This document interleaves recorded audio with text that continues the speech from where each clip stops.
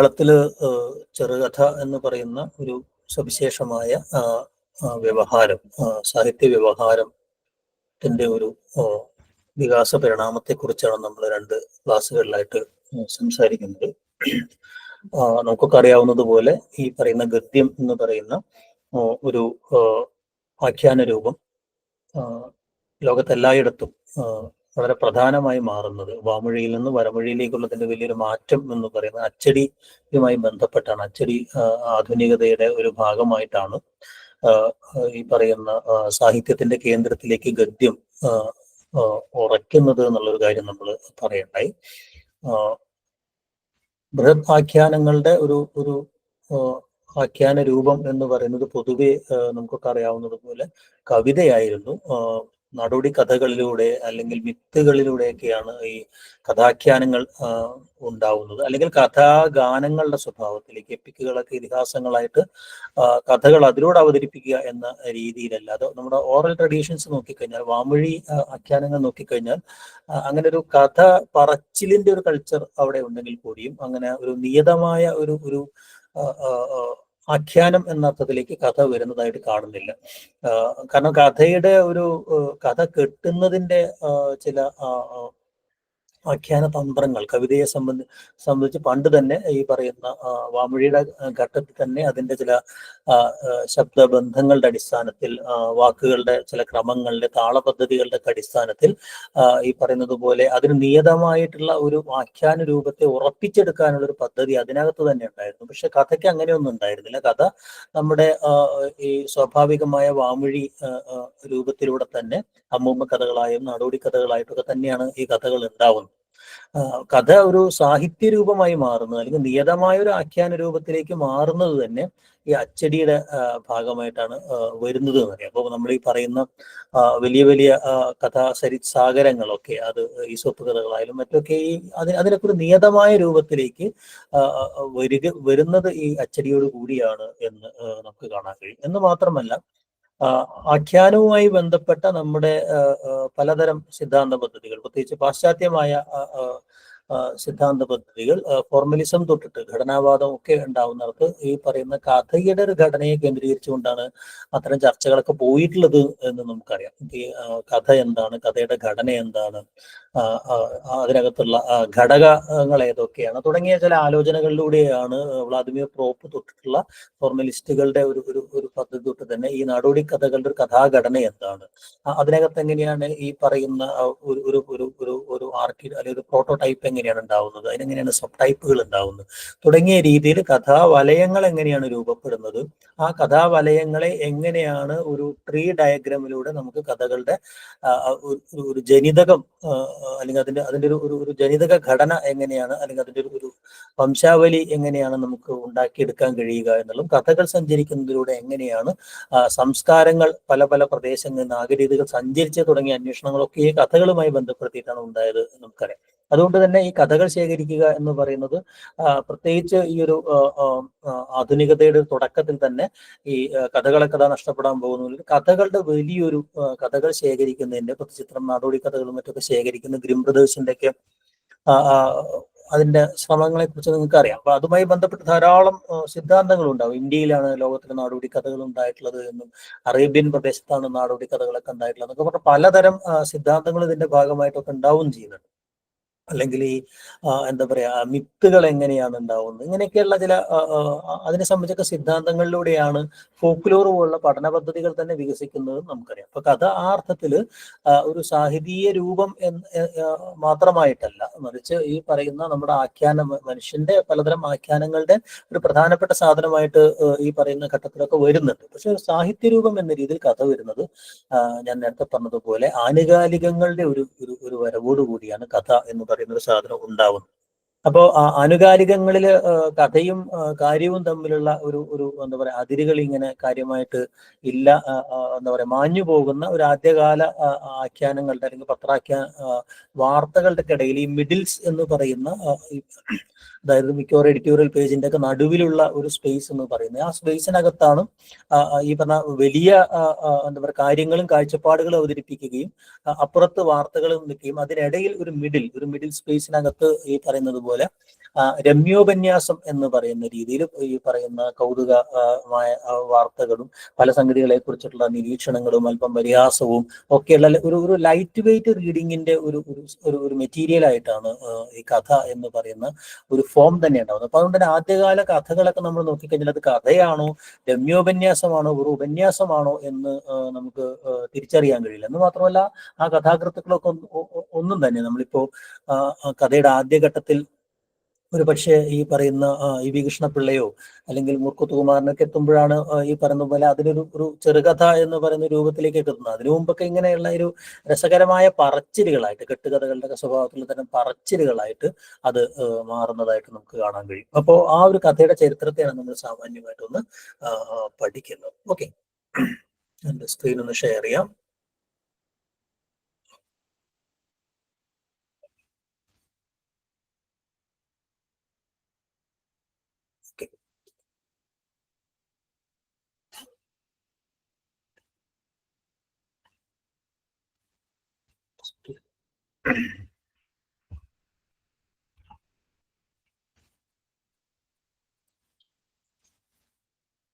കാണുന്നുണ്ടെന്ന് വിചാരിക്കുന്നു. കാണുന്നുണ്ട് sir. Okay, അപ്പൊ നമ്മൾ കഥ സംബന്ധിച്ച് സാമാന്യം എന്താണ് കഥ എന്നൊക്കെ പറഞ്ഞ ചില കാര്യങ്ങളൊന്നും ഒന്ന് സ്പർശിച്ചതിന് ശേഷം മലയാള കഥയുടെ ചരിത്രത്തെ പൊതുവെ എല്ലാവരും അതിന്റെ ചില ഏതാണ്ട് കാലഗണനയൊക്കെ ഏതാണ്ട് ഒരുപോലെ തന്നെയാണ്. പക്ഷെ അതിനെ എങ്ങനെ അതിന്റെ ഒരു നെയിമിംഗ് പ്രോസസ്സിൽ മാത്രമാണ് വ്യത്യാസമുള്ളത്. പൊതുവെ 5 ഘട്ടങ്ങളായിട്ടാണ് നമ്മുടെ ചെറുകഥയെ പൊതുവെ തരംതിരിച്ച് കാണാറുള്ളത്. അപ്പോൾ ആ ഒരു 5 ഘട്ടങ്ങൾ ഏതൊക്കെയാണ്, അതിന്റെ പൊതു സ്വഭാവം എന്തൊക്കെയാണ്, ആ ഘട്ടങ്ങളിലെ പ്രധാനപ്പെട്ട എഴുത്തുകാരും അല്ലെ പ്രധാനപ്പെട്ട മൈൽസ്റ്റോൺസ് എന്ന് പറയാവുന്ന കഥകൾ എന്തൊക്കെയാണ് എന്ന് നമ്മൾ ഓടിച്ച് പറയുകയും ബാക്കി ചോദ്യങ്ങളിലൂടെ നമ്മൾ അത്തരം കഥകളുടെ ഡീറ്റെയിലിംഗ് അല്ലെങ്കിൽ ഈ പറയുന്ന പരീക്ഷയ്ക്ക് ചോദിക്കുന്ന ചില കഥകൾക്കകത്തുനിന്നുള്ള ചില വരികൾ എടുത്തുകൊണ്ട് ആരുടേതാണെന്ന് പറഞ്ഞു. കഥകളെ സംബന്ധിച്ച എന്താ പറയാ ചില നിരീക്ഷണങ്ങൾ അല്ലെങ്കിൽ വിമർശനങ്ങളുമായി ബന്ധപ്പെട്ട് ആര് പറഞ്ഞത്, ഏത് കഥയെക്കുറിച്ച് പറഞ്ഞതാണെന്നുള്ള സംഗതികളൊക്കെ പറയുന്നു. അല്ലെങ്കിൽ ഈ പറയുന്ന പോലെ കഥാകൃത്ത് ആരാണ്, അല്ലെങ്കിൽ ഇന്നത് കഥ ഏതാണ്, കഥയിലെ ചില കഥാപാത്രങ്ങളെ കേന്ദ്രീകരിച്ചുള്ള ചോദ്യങ്ങളുണ്ടാവും, കഥകൾ തമ്മിലുള്ള ഇന്റർടെക്സ്റ്റുവാലിറ്റിയുമായി ബന്ധപ്പെട്ട ചില ചോദ്യങ്ങളുണ്ടാവും. ഇങ്ങനെ ഒരു 5-6 തരത്തിലാണ് സാധാരണ ഈ മൾട്ടിപ്പിൾ ചോയ്സ് ക്വസ്റ്റ്യൻസ് ഒക്കെ ഈ കഥയുമായി ബന്ധപ്പെടുത്തി നമുക്ക് പൊതുവെ വരാറുള്ളത്. ഓക്കെ, അപ്പൊ ആ അർത്ഥത്തില് നമുക്ക് ഈ ഒരു ആരംഭഘട്ടം എന്ന് പറയുന്നത് മലയാളത്തിലെ ആദ്യകാല ചെറുകഥകളുടെ ഒരു ഘട്ടം ഉണ്ടാവുന്നുണ്ട്. അതിൽ നിന്ന് രണ്ടാമത്തെ ഘട്ടമായിട്ട് നവോത്ഥാന ഘട്ടം എന്ന് പറയുന്ന ഒരു ഘട്ടം ഉണ്ടാവുന്നുണ്ട്. 50കളോടുകൂടെ കാൽപ്പനികതയുടെ ഒരു ഘട്ടം സജീവമാവുന്നുണ്ട്. 60കളുടെ ഒരു പോയിന്റിൽ നമുക്ക് ആധുനികതാവാദം എന്ന് പറഞ്ഞാൽ ആധുനികത എന്ന് പറഞ്ഞാൽ ഏതാണ്ട് നോവലിന് പാരലായിട്ട് തന്നെ ആധുനികതയുടെ ഒരു ഘട്ടം ഉണ്ടാവുന്നുണ്ട്. 90കൾക്ക് ശേഷം നമുക്ക് ആധുനികാനന്തരം എന്ന് പറയാവുന്ന ഒരു ഘട്ടവും ഉണ്ടാവുന്നുണ്ട്.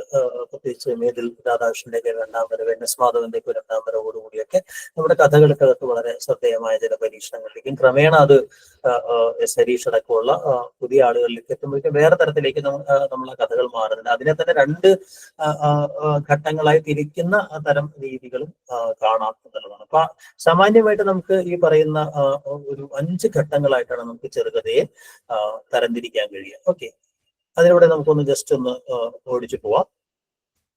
ചെറുകഥ എന്ന് പറയുന്നത് ഞാൻ നേരത്തെ പറയുണ്ടായി, ഒരു സംഭവത്തിന്റെ ആഖ്യാനം എന്ന അർത്ഥത്തിലാണ്. നറേഷൻ ഓഫ് എൻ ഇവന്റ് എന്നുള്ള രീതിയിൽ തന്നെയാണ് അതിന്റെ നിർവചനങ്ങളും അതിന്റെ ആദ്യകാല കഥയെ സംബന്ധിച്ച ആശയങ്ങൾ. നാടോടി കഥ അല്ലെങ്കിൽ കഥാഖ്യാനം എന്ന രീതിയിൽ ഫോക്ടെയിൽ എന്നൊക്കെ പറയുന്ന രീതിയിലുള്ള ആഖ്യാനങ്ങൾക്കകത്തും അങ്ങനെ തന്നെയാണ് അത് പറയുന്നത്. പ്രോപ്പിനെ പോലുള്ളവരൊക്കെ പറയുന്നത് സംഭവം ഉണ്ടായിരിക്കണം, സംഭവം ആണ് പ്രധാനം, ആ സംഭവം ഉണ്ടാവുന്നത് ക്രിയാംശങ്ങളിലൂടെയാണ് എന്ന് പറയുന്നുണ്ട്. അപ്പൊ ഒരു കഥയ്ക്കകത്ത് പ്രധാനമായിട്ടും വേണ്ടത് ഈ ക്രിയയാണ്, ക്രിയാംശം ഉണ്ടാവണമെന്നും അതിനകത്തൊരു സ്ഥലം, ഒരു കാലം, കഥാപാത്രം പ്രധാനമായിട്ടും ഒരു കഥയ്ക്ക് ആവശ്യമായ മെറ്റീരിയൽസ് ആയിട്ട് പറയുന്ന ഘടകങ്ങളായിട്ട് പറയുന്നതും അതിനൊരു സവിശേഷമായ ഒരു സ്ഥലം ഉണ്ടായിരിക്കണം, ഒരു ഘട്ടം അല്ലെങ്കിൽ സന്ദർഭം ഉണ്ടായിരിക്കണം, അല്ലെ? ആ സവിശേഷമായ സ്ഥലകാല സന്ദർഭത്തിനകത്ത് ചില കഥാപാത്രങ്ങൾ നടത്തുന്ന ചില ക്രിയാംശങ്ങളാണ് ഈ കഥയായിട്ട് വികസിക്കുന്നത് എന്ന് സാമാന്യമായിട്ട് പറയാം. അവിടെ അദ്ദേഹം പറയുന്ന ഒരു കാര്യം എന്ന് പറയുന്നത് എല്ലാ ക്രിയാംശങ്ങളും കഥകളാവില്ല എന്നും ധാരാളം ക്രിയകൾ ഉണ്ടാവും. ആ ക്രിയകൾ തൊട്ടടുത്ത ക്രിയകളെ നിയന്ത്രിക്കുകയോ നിർണയിക്കുകയോ മുന്നോട്ട് കൊണ്ടുപോവുകയോ ചെയ്യുന്ന ക്രിയകൾ, അതിന് അദ്ദേഹം ഫങ്ഷൻസ്, ധർമ്മങ്ങൾ എന്ന് വിളിക്കുന്നുണ്ട്. ആ ധർമ്മങ്ങൾ ഉണ്ടായിരിക്കണമെന്നും അങ്ങനെ ഈ നാടോടി കഥകൾക്ക് 10-34 ധർമ്മങ്ങൾ ഉണ്ട് എന്നൊക്കെ അദ്ദേഹം പറയുന്നുണ്ട്. അങ്ങനെയാണ് ഈ മോർഫോളജി ഓഫ് ഫോക്ക് ടെയിൽ എന്ന് പറഞ്ഞ റഷ്യൻ നാടോടി കഥകളെ ആസ്പദമാക്കിയിട്ടുള്ള അദ്ദേഹത്തിന്റെ ആദ്യത്തെ ഈ പറയുന്ന പഠന പദ്ധതി ഉണ്ടാവുന്നത്. അത് ആദ്യത്തെ കഥയെ സംബന്ധിച്ച ആദ്യത്തെ ഒരു ഘടനാവാദത്തിന്റെ അല്ലെങ്കിൽ ഫോർമൽസിന് തുടക്കം കുറിച്ചെന്ന് മാത്രമല്ല, കഥയെ കുറിച്ചിട്ടുള്ള ആദ്യത്തെ ഒരു പഠന പദ്ധതി കൂടി അതായിരുന്നു എന്ന് പറയാം. എന്തായാലും ഇത്രയും ഘടകങ്ങളാണ്, അതായത് പ്ലോട്ട്, ഇതിവൃത്തം എന്ന് പറയുന്നതും നോവലുമായി ബന്ധപ്പെട്ട് ചെറിയ വ്യത്യാസങ്ങളുണ്ട് എന്നേ ഉള്ളൂ. അല്ലെ, ഇതിവൃത്തം ഉണ്ടാവണം, അല്ലെ, അതിനകത്ത് ക്യാരക്ടേഴ്സ് ഉണ്ടായിരിക്കണം, അതിനൊരു സെറ്റിംഗ് ഉണ്ടായിരിക്കണം, ഈ പറഞ്ഞ സ്ഥലകാല പശ്ചാത്തലം എന്ന് പറയുന്ന സാധനം ഉണ്ടായിരിക്കണം, അതിനകത്തൊരു കോൺഫ്ലിക്റ്റ് ഉണ്ടായിരിക്കണം. നോവലിനെ അപേക്ഷിച്ച് ഒരുപാട് കോൺഫ്ലിക്റ്റ് ഉണ്ട്. അതിലൊരൊറ്റ കോൺഫ്ലിക്റ്റ് ആയിരിക്കും പ്രധാനമായിട്ടും ചെറുകഥയിൽ ഉണ്ടാകേണ്ടതെന്നും അത് ഈ പറയുന്ന മുക്തകങ്ങളുടെയോ ഭാവഗാനത്തിന്റെയോ ഒരു സ്വഭാവത്തിലാവണം എന്നൊക്കെ പല ആളുകളും പറയുന്നുണ്ട്. അതിന് പുറമെ അതിനകത്തൊരു പ്രമേയം, പഴയകാലത്ത് ഒരു സങ്കല്പമാണ്, ഒരു പ്രമേയം ഉണ്ടായിരിക്കണം എന്ന് പറയുന്നത്, ഒരു തീം ഉണ്ടായിരിക്കണം എന്നും അതിനകത്ത് ഈ പറയുന്ന എഴുത്തുകാരന്റെ അല്ലെങ്കിൽ ആഖ്യാതാവിന്റെ പോയിന്റ് ഓഫ് വ്യൂ എന്ന് പറയാം, അയാൾ എവിടെ നിന്നിട്ടാണ് ഇത് പറയുന്നത്, ആഖ്യാനം നിർവഹിക്കുന്നത്, ഉത്തമ പുരുഷനാണോ പ്രഥമ പുരുഷനാണോ മദ്യം എന്നുള്ള തുടങ്ങിയ പ്രശ്നങ്ങൾ. അപ്പൊ ഉത്തമ പുരുഷനിലേക്കുള്ള ഒരു മാറ്റം 1950 കൂടിയാണ് യഥാർത്ഥ ഉത്തമ പുരുഷൻ സ്ട്രോങ് ആയി വരുന്നത്, അല്ലെങ്കിൽ കാൽപ്പനികതയോട് കൂടിയാണെന്നൊക്കെ നമുക്കറിയാം, അല്ലെ. പിന്നെ സവിശേഷമായ ഒരു സാഹിതീയ രൂപം എന്ന അർത്ഥത്തിനകത്ത് അതിന് സവിശേഷമായ ഒരു ആഖ്യാനം, അതായത് ഭാഷയും ശൈലിയും ഉണ്ടായിരിക്കണം എന്ന് പറയുന്ന ഒരു കാര്യം, അല്ലെ. മാത്രമല്ല ഒരു കഥ സവിശേഷമായ ചില മൂഡുകൾ അല്ലെങ്കിൽ ചില അറ്റ്മോസ്ഫിയർ ക്രിയേറ്റ് ചെയ്യണം എന്നതും വളരെ പ്രധാനം. ആ അറ്റ്മോസ്ഫിയർ അതേപോലെ കീപ്പ് ചെയ്യുക എന്ന് പറയുന്നത് ലിറിക്കിന്റെ ഒരു, അല്ലെ, ഒരു ഒറ്റ കമ്പി ഒരൊറ്റ ഗീതം എന്നുള്ള രീതിയിൽ ഒരു അങ്ങനത്തെ ഒരു അന്തരീക്ഷം ഉണ്ടാവുക എന്നതും, വൈകാരികമായ ഒരു അന്തരീക്ഷം ഉണ്ടാവുക എന്നതും കഥയെ സംബന്ധിച്ച് ഒരു അനിവാര്യമായ സാധനമായിട്ട് പൊതുവെ പറയാറുണ്ട്. അപ്പൊ ആ ഒരു കഥയുടെ ഒരു ചരിത്രം നമ്മൾ നോക്കിക്കഴിഞ്ഞാൽ, ഞാൻ നേരത്തെ പറഞ്ഞു, നമ്മൾ കഥാസാഹിത്യം എന്നത് ചെറുകഥ എന്ന് പറയുന്ന ഒരു സാഹിത്യ രൂപവും അതിനു മുമ്പുള്ള കഥാഖ്യാനങ്ങളും തമ്മിൽ യഥാർത്ഥ ബന്ധമൊന്നുമില്ല. ആധുനികതയുടെ ഒരു ഘട്ടത്തിനകത്താണ് ഈ പറയുന്ന ആധുനികത സൃഷ്ടിച്ച ചെറുകഥ എന്ന് പറയുന്ന ഈ ലക്ഷണമൊത്ത ചെറുകഥ എന്ന് പറയുന്നതിന്റെ ലക്ഷണങ്ങളെയൊക്കെ പൊളിക്കുന്നതിന് വേണ്ടിയാണ് ഈ നാടോടി കഥകളും അല്ലെങ്കിൽ പുരാവൃത്തങ്ങളിലേക്ക് ആഖ്യാന ശൈലി ആധുനികതയുടെ കാലത്ത് നമ്മുടെ കഥാകൃത്തുകൾ കൊണ്ടുവരുന്നത് നമുക്കറിയാം. സക്കരയുടെ ഒരിടത്തായാലും ഒബിജന്റെ കഥകളിലൊക്കെ ധാരാളമായിട്ട് ഇങ്ങനെ നാടോടി കഥകളുടെ ഒരു ആഖ്യാന ശൈലിയൊക്കെ വളരെ ബോധപൂർവ്വം കൊണ്ടുവരുന്നത് മലയാളത്തിൽ തന്നെ നമുക്ക് കാണാൻ കഴിയാവുന്ന ഒരു കാര്യമാണ്. അപ്പോൾ നമ്മുടെ ഒരു കഥയുടെ ഒരു ചരിത്രം ഈ പറഞ്ഞതുപോലെ മനുഷ്യ വംശത്തോളം പഴക്കമുണ്ട് എന്നും, അല്ലെ, അങ്ങനെയുള്ള കഥകൾ പറഞ്ഞ് ഒരു തലമുറയിൽ നിന്ന് തലമുറയിലേക്ക് കഥകൾ പറഞ്ഞു നടന്നിരുന്ന ഈ കച്ചവട സംഘങ്ങളും മറ്റും കഥകൾ എല്ലായിടത്തും പ്രചരിപ്പിച്ചിരുന്നു. ഈ പറഞ്ഞ കച്ചവട സംഘങ്ങൾക്കൊപ്പം കഥ പറയുന്ന ഒരു ഗണം ഉണ്ടായിരുന്നു. അങ്ങനെയൊക്കെയുള്ള ഒരുപാട് സംഗതികൾ നമുക്കറിയാം. എന്തായാലും ഈ സംസ്കാരത്തിന്റെ തൊട്ടിൽ എന്നൊക്കെ നമ്മൾ പറയാവുന്ന ഗ്രീക്ക് അല്ലെങ്കിൽ ഈ പറഞ്ഞ ഹീബ്രു അല്ലെങ്കിൽ ഇന്ത്യൻ ആയിട്ടുള്ള ഈ പറയുന്ന ജനപദങ്ങളിലൊക്കെയും ഈ കഥകൾ ഉണ്ടായിരുന്നു എന്നും ഈ കഥകൾ പിന്നീട് പല തലമുറകളിലൂടെ ആധുനിക കാലത്തേക്ക് എത്തിയിട്ടുണ്ട് എന്നുള്ള കാര്യം നമുക്കറിയാം. അപ്പൊ ഈ കഥകൾ ഒരു കൊളോണിയൽ കാലത്തോടു കൂടിയാണ് ഈ കഥകൾ ശേഖരിക്കുകയും അതിങ്ങനെ ക്രമേണ ഈ പറഞ്ഞ തർജ്ജമ ചെയ്യുകയും അത് പ്രസിദ്ധീകരിക്കുകയൊക്കെ ചെയ്യുന്ന സ്വഭാവത്തിലേക്ക് വരുന്നത് എന്ന് നമുക്കറിയാം. ഈ കഥകളെല്ലാം ചേർന്ന് വലിയ എപ്പിക്കുകളുടെ സ്വഭാവത്തിലേക്കുള്ള ഇതിഹാസ കഥ രൂപത്തിലേക്കുള്ള, അല്ലെങ്കിൽ ഒരേ കഥാപാത്രം തന്നെ പലതരം വീരപരാക്രമങ്ങളൊക്കെ വർണ്ണിച്ചു കൊണ്ടിരിക്കുന്ന കഥാമാലികകൾ ഉണ്ടാവുന്നുണ്ട് എന്ന് നമുക്കറിയാം. അതിന്റെ ഒരു ചരിത്രമാണ് ഈ സ്ലൈഡിനകത്ത്. നമുക്ക് അതോടൊപ്പം തന്നെ മുത്തശ്ശി കഥകൾ പോലെ അല്ലെങ്കിൽ ചില സവിശേഷമായ ചില കഥകൾ, ഈ പറയുന്ന വിക്രമാദിത്യ കഥകൾ എന്നൊക്കെ പറയുന്ന കഥാസരിത് സാഗരം എന്നൊക്കെ പറയുന്ന ജാതക കഥകൾ, അല്ലെ, അങ്ങനെയൊക്കെയുള്ള ചില എന്താ പറയുക കഥാസമുച്ചയങ്ങൾ, പഞ്ചതന്ത്രം കഥകൾ പോലെ, ഈസോപ്പ് കഥകൾ പോലെയൊക്കെയുള്ള അങ്ങനെയുള്ള ഒരു കഥാസമുച്ചയങ്ങൾ ഉണ്ടാവും. അപ്പൊ അതൊക്കെ ഒരുതരം ഗുണപാഠ കഥകളായിട്ട്, സാരോപദേശ കഥകളായിട്ട്, അതുപോലെ തന്നെ പ്രോപ്പൊക്കെ പറയുന്ന അല്ലെങ്കിൽ പ്രോപ്പ് പഠിച്ചിരിക്കുന്നത് ഫെയറി ടെയിൽസ് ആണെന്നറിയില്ല, യക്ഷിക്കഥകളെ കേന്ദ്രീകരിച്ചുകൊണ്ട്, അല്ലെങ്കിൽ ഹീറോയിക് ആയിട്ടുള്ള വീരകഥകൾ, നമ്മുടെ ഈ റൊമാൻസുകൾ പോലുള്ള പലതരം, അല്ലെങ്കിൽ ഈ പറയുന്ന നമ്മുടെ ഈ റോബിൻഹുഡ് കഥകൾ പോലെയൊക്കെയുള്ള ഈ കള്ളന്മാരുടെയും മറ്റു കൊള്ളക്കാരുടെയൊക്കെ കഥകളുടെയൊക്കെ ഒരു സംഗതി ഉണ്ടാവുന്നത് ഈ കഥകളിൽ നിന്നാണ് എന്നറിയാം. അപ്പൊ അങ്ങനെയുള്ള ജാതക കഥകളിലൂടെയും വീരകഥകളിലൂടെയും ജന്തു കഥകളിലൂടെയും ഇന്ത്യയിലാണ് ഈ കഥകളൊക്കെ ഈ നാടോടി കഥകൾ ഉണ്ടായത് എന്ന് പറയുന്ന ഒരു സിദ്ധാന്തം തന്നെ ഉണ്ടായിരുന്നു എന്നറിയാം. ഈ കഥകളുടെ തർജ്ജമയിലൂടെയാണ് വലിയ അളവിൽ മറ്റ് സംസ്കാരങ്ങളെ കുറിച്ച്, മറ്റ് ജനതയുടെ ചരിത്രങ്ങളെ കുറിച്ചൊക്കെ വെസ്റ്റിനെ അറിയുന്നത് പ്രധാനമായിട്ടും ഈ കഥകളുടെ തർജ്ജമയിലൂടെയാണ്. ഈ കിഴക്കിൽ നിന്ന് വന്ന പല കഥകളുടെയും തർജ്ജമയിലൂടെയാണ് എന്ന് നമുക്ക് അല്ലെ. അപ്പൊ അങ്ങനെയുള്ള ഈ ഒരു ബൃഹത് കഥ, അതുപോലെ തന്നെ കഥാമഞ്ജരികളൊക്കെ ഉണ്ടാവും. നമുക്കറിയാം സംസ്കൃത സാഹിത്യം എന്ന് പറയുന്നത് കഥകൾക്ക് അല്ലെങ്കിൽ ഗദ്യാഖ്യാനങ്ങൾക്ക് വലിയ പ്രാധാന്യമൊന്നും നൽകിയിരുന്ന ഒരു സംഗതിയല്ല എന്ന് നമുക്കറിയാം. എന്നാൽ കൂടിയും കഥകളുടെ വലിയൊരു പാരമ്പര്യം ഇവിടെ ഉണ്ടായിരുന്നു, സാഹിത്യത്തിന്റെ ഭാഗമായി എന്നുള്ളതാണ്. ഓക്കെ, അതിന്റെ വിശദാംശങ്ങളിലേക്ക് നമുക്ക് പോകേണ്ട കാര്യമില്ല, പരീക്ഷയായിട്ട് ബന്ധപ്പെടുത്തി അത്തരം കാര്യങ്ങളൊന്നും വരുന്നില്ല എന്നുള്ളത് കൊണ്ട്. അപ്പൊ കഥയെ സംബന്ധിച്ച് ഒരു സാഹിത്യ രൂപമായിട്ട് മാറുമ്പോൾ ഈ പറയുന്ന നേരത്തെ നമ്മൾ മുതലാളിത്തവുമായി ബന്ധപ്പെട്ട നോവൽ എങ്ങനെയാണ് ഉണ്ടായത്, അതിന്റെ ഭാഗമായിട്ട് തന്നെ ചെറുകഥ എന്ന് പറയുന്ന സാഹിത്യ രൂപം ഉണ്ടാവുന്നത് എന്ന് പറയണ്ടേ. അതിനകത്ത് ഈ ആനുകാലികങ്ങൾ അല്ലെങ്കിൽ അങ്ങനത്തെ ഒരു വായനാ സമൂഹത്തിന്റെ, ഒരു പുതിയ വായനാ സമൂഹത്തിന്റെ ഒക്കെ വികാസവുമായി ബന്ധപ്പെടുത്തിയിട്ടാണ് കഥകൾ ഉണ്ടാവുന്നത് എന്ന്, കഥ എന്ന് പറയുന്ന ചെറുകഥ എന്ന് പറയുന്ന ഒരു സാഹിത്യ രൂപം ഉണ്ടാവുന്നത് എന്ന് പറഞ്ഞു അല്ലെ. അപ്പൊ ചെറുകഥയെ അന്ന് ഈ ചെറുകഥകളുടെ ഒരു തുടക്കക്കാരൻ എന്ന് നമ്മൾ പറയുന്ന എഡ്ഗാർ അലൻ പോയാണ് അല്ലെ. ഈ ചെറുകഥ എന്ന് പറയുന്ന ഒരു പ്രസ്ഥാനത്തിന്റെ തന്നെ ഒരു ഏറ്റവും ആദ്യത്തെ ഒരു പ്രധാനപ്പെട്ട ആളായിട്ട് നമ്മൾ പറയുന്നത്. അപ്പൊ അദ്ദേഹം പറയുന്ന ഈ ഒറ്റ ഇരിപ്പിൽ വായിക്കുക, അല്ലെങ്കിൽ നാദീദീർഘമായിട്ടുള്ള അധികം ദൈർഘ്യമില്ലാത്ത ഒറ്റ ഇരിപ്പിൽ വായിക്കാവുന്നത്, ഒറ്റ ക്രിയാംശമുള്ളത്, ഒരേ ഒറ്റ സംഘർഷത്തെ മാത്രം ആവിഷ്കരിക്കുന്നത്, വളരെ കുറഞ്ഞ കഥാപാത്രങ്ങൾ മാത്രം ഉണ്ടാവുന്നത്, അങ്ങനെയൊക്കെയുള്ള ആ രീതിയിലുള്ള ഒരു അല്ലെങ്കിൽ ഒരൊറ്റ വൈകാരിക ഭാവത്തെ മാത്രം ആവിഷ്കരിക്കുന്നത് തുടങ്ങിയ രീതിയിലാണ് പലപ്പോഴും അതിന്റെ ആന്തരികമോ ബാഹ്യമോ ഒരു സ്വഭാവം വെച്ചുകൊണ്ടാണ് ചെറുകഥകളുടെ നിർവചനങ്ങളൊക്കെ ഉണ്ടായത് എന്ന് നമുക്കറിയാം അല്ലെ. പക്ഷെ അതിനൊക്കെ കവച്ചു വെക്കുന്ന രീതിയിൽ തന്നെ ചില കഥകൾ വലിയ നോവലുകളുടെ രൂപത്തിലേക്ക് മാറുകയൊക്കെ ചെയ്യുന്നുണ്ടാവും എന്ന് നമുക്കറിയാം. എച്ച് ജി വെൽസിന്റെ ഈ ഒരു നിർവചനം നോക്കിക്കഴിഞ്ഞാലും, സോമർസെറ്റ് മോമിന്റെ ആയാലും അല്ലെങ്കിൽ വില്യം സരോയിന്റെ ആയാലും, ഇവിടെയൊക്കെ നിർവചനം നോക്കുമ്പോൾ ഈ പറയുന്ന ഏറ്റവും പ്രധാനമായിട്ട് ഈ കഥ പറച്ചിലിന്റെ ഒരു ഘടകം, ആഖ്യാനത്തിന്റെ ഒരു ഘടകം നിർവചനത്തിലേക്ക് വരും. അതോടൊപ്പം തന്നെ ഏതെങ്കിലും മനുഷ്യാനുഭവങ്ങളെ, ഒറ്റപ്പെട്ട മനുഷ്യാനുഭവങ്ങളെ സൂക്ഷ്മമായിട്ട് ആവിഷ്കരിക്കുക എന്ന് പറയുന്ന സാധനം ഉണ്ടാവും. അതോടൊപ്പം തന്നെ അധികം ദൈർഘ്യം ഉണ്ടാവില്ല എന്ന് പറയുന്ന കാര്യം ഉണ്ടാവും.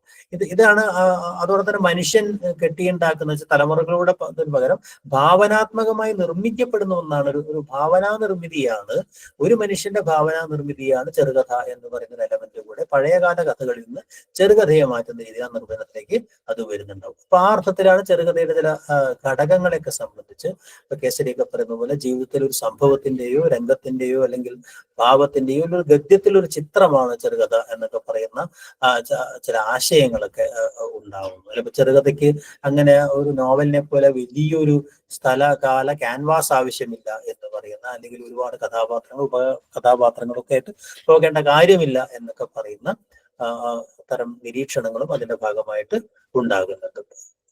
അപ്പൊ മലയാള ചെറുകഥയുടെ ഒരു ഘട്ടത്തെ കുറിച്ച് നമ്മൾ നേരത്തെ പറയേണ്ടായി. 5 ഘട്ടങ്ങളായിട്ട് നമ്മൾ തരംതിരിക്കുകയുണ്ടായി. അതിനെ ഒന്ന് സാമാന്യമായിട്ടൊന്ന് പറഞ്ഞാൽ, ഒന്ന് 1891-30 വരെയുള്ള ഒരു ഘട്ടത്തെയാണ് നമ്മൾ ആദ്യത്തെ ഘട്ടം എന്ന് പറയുന്നത്. രണ്ടാമത്തെ ഘട്ടം 30-കൾ തൊട്ടിട്ട് 50-കൾ വരെ എത്തുന്ന ഒരു ഘട്ടത്തെയാണ് നമ്മൾ നവോത്ഥാന ഘട്ടം എന്ന് വിളിക്കുന്നത്. അപ്പോ ഈ 19-ാം നൂറ്റാണ്ടിന്റെ അന്ത്യമാകുമ്പോഴേക്കും ഇവിടെ വല്ല പത്രമാസികകളൊക്കെ ഈ പറയുന്ന ജ്ഞാനനിക്ഷേപം പോലെയോ അല്ലെങ്കിൽ ഇങ്ങനെയൊക്കെയുള്ള പത്രങ്ങളൊക്കെ വരുന്നതിന്റെ ഒരു തുടക്കത്തിൽ തന്നെ നമുക്ക് ഈ പറയുന്ന കഥാരൂപത്തിലുള്ള, പ്രത്യേകിച്ച് അന്നത്തെ സന്മാർഗോപദേശ കഥകളുടെ സ്വഭാവത്തിൽ മത പ്രബോധനമോ പ്രചാരണമോ ലക്ഷ്യമാക്കി കൊണ്ടൊക്കെ മിഷണറിമാർ ചില കഥകളൊക്കെ കെട്ടിയുണ്ടാക്കുന്ന രീതിയിലൊക്കെ അത്തരം കഥകൾ വരുന്നുണ്ട് എന്നറിയാം. പക്ഷെ ഒരു സാഹിത്യരൂപം എന്ന രീതിയിൽ ഈ പറയുന്നത് പൊതുവെ നമ്മൾ പറയുന്നത് വേങ്ങേൽ കുഞ്ഞിരാമൻ നായനാരുടെ വാസനാവികൃതിയിൽ നിന്നാണ്, അല്ലെങ്കിൽ അദ്ദേഹമാണ് മലയാള ചെറുകഥയുടെ ഒരു പിതാവ് എന്ന അർത്ഥത്തിലാണ് പൊതുവെ നമ്മൾ നിരീക്ഷിക്കുന്നത് എന്നറിയാം. ഓക്കെ, അപ്പൊ ആ ഒരു ഘട്ടവിഭജനത്തെ ഒരു സംഗതിയിലേക്ക് പോയതിനു ശേഷം ഓരോ ഘട്ടത്തിലെയും പ്രധാനപ്പെട്ട എഴുത്തുകാരെ കുറിച്ച് പറയാം. ഒന്നാമത്തെ ഘട്ടത്തിന്റെ ഒരു പ്രത്യേകത നേരത്തെ പറഞ്ഞതുപോലെ അത് ഈ കഥയെ ഒരു ഗൗരവപ്പെട്ട സാഹിത്യ രൂപമായി കണ്ടിരുന്നില്ല. മറിച്ച് ഈ വെടിവട്ടം പോലെ രസകരമായ കഥകൾ പറയുക, കൽപ്പിത കഥകൾ പറയുക തുടങ്ങിയ രീതിയിലാണ്. ഒരിക്കലും അത് സമകാലിക ജീവിതത്തെയോ അല്ലെങ്കിൽ ജീവിത യാഥാർത്ഥ്യത്തെയോ സമൂഹത്തെയോ അഡ്രസ് ചെയ്യുന്ന തരത്തിലുള്ള സംഗതികളോ ഗൗരവമായ ഒരു പാത്രാവിഷ്കാരമോ ഒരു വൈകാരികമായ ഒരവസ്ഥയൊന്നും സൃഷ്ടിക്കുന്ന കഥകളായിരുന്നില്ല എന്നുള്ളത് വളരെ അസ്വാഭാവികവും കാൽപ്പനികവുമായി. അപ്പൊ അതുകൊണ്ട് തന്നെ ആളുകളിൽ ഒരുതരം ജിജ്ഞാസയും ഒരു അത്ഭുതവും ഒക്കെ ഉണ്ടാക്കുക, അതോടൊപ്പം തന്നെ എന്താ പറയാ, ഒരു രസനീയത ഉണ്ടാക്കുക എന്നൊക്കെ പറയുന്ന സംഗതികളാണ് പ്രധാനമായിട്ടും അതിനകത്ത് ഉണ്ടായിരുന്ന ആദ്യകാല കഥകളൊക്കെ നോക്കിക്കഴിഞ്ഞിട്ടുണ്ടെങ്കിൽ നമുക്ക് കാണാൻ കഴിയാവുന്ന ഒരു ജനപ്രിയമായ ഒരു സംഗതിയായിട്ടാണ്, ആഖ്യാനമായിട്ടാണ് അവർ ഈ പറയുന്ന ഒരു ലൈറ്റ് വെയിറ്റ് അല്ലെങ്കിൽ ഒരു മൈനർ ലിറ്ററേച്ചർ എന്ന രീതിയിലാണ് പൊതുവെ ചെറുകഥയെ കണ്ടിരുന്നത്. ഒടുവിൽ കുഞ്ഞികൃഷ്ണമേനോൻ, അതുപോലെ മുർക്കുത്തുകുമാർ, V Krishna Pillai, MR KC, Ambadi Narayana Poduval, KS Kumaran, ഇത്രയും ആളുകളാണ് ഏറ്റവും പ്രധാനമായി ആ ഘട്ടത്തിൽ ഉണ്ടായിരുന്ന ആളുകൾ എന്ന് നിങ്ങൾക്കറിയാം. അവരുടെ കഥകളിലേക്ക് നമുക്ക് പിന്നീട് വരാം. രണ്ടാമത്തെ ഘട്ടമാകുമ്പോഴേക്കാണ് ഈ കഥ എന്ന് പറയുന്നത് കുറെ കൂടെ ശ്രദ്ധ നൽകിക്കൊണ്ടുള്ള, അല്ലെങ്കിൽ ഈ പറഞ്ഞ പാശ്ചാത്യ സാഹിത്യവുമായിട്ടുള്ള വിപുലമായ ബന്ധം, യൂറോപ്യൻ സാഹിത്യമായിട്ടൊക്കെ ഉള്ള ഒരു ബന്ധം ഉണ്ടാവുന്നു. ചെക്കോവിനൊക്കെ പോലെയുള്ള കഥാകൃത്തുക്കളെ പരിചയപ്പെടുന്നു. കേസരിയെ പോലുള്ള നിരൂപകന്മാർ അവിടെ വരുന്നു. അങ്ങനെ പല, ഏറ്റവും പ്രധാനമായിട്ടും ഈ പറയുന്ന MP പോളിനെയൊക്കെയുള്ള ആളുകൾ ചെറുകഥ പ്രസ്ഥാനം പോലുള്ള കൃതികൾ ഒക്കെ അവിടെ വരുന്നു. അപ്പൊ അങ്ങനെ ചെറുകഥ എന്തായിരിക്കണം എന്നൊക്കെ ഉള്ള ലക്ഷണ ലേഖനങ്ങളും മറ്റൊക്കെ പ്രബന്ധങ്ങളൊക്കെ ധാരാളമായിട്ട് വരുന്നു. അതോടൊപ്പം തന്നെ ഇവിടെ ഉള്ള സാമൂഹ്യ വിഷയങ്ങൾ ആവിഷ്കരിക്കുന്ന തരത്തിൽ ദേശീയമായിട്ടുള്ളതും പ്രാദേശികമായിട്ടുള്ളതായ പലതരം സാമൂഹ്യ സംഘർഷ സ്ഥാനങ്ങൾ കഥയിലേക്ക് കടന്നു വരുന്നു. അവരുടെ സമകാലിക ജീവിതത്തെ ആവിഷ്കരിക്കുന്ന കഥകളുടെ സ്വഭാവത്തിലേക്ക് ഉണ്ടാവുന്നു.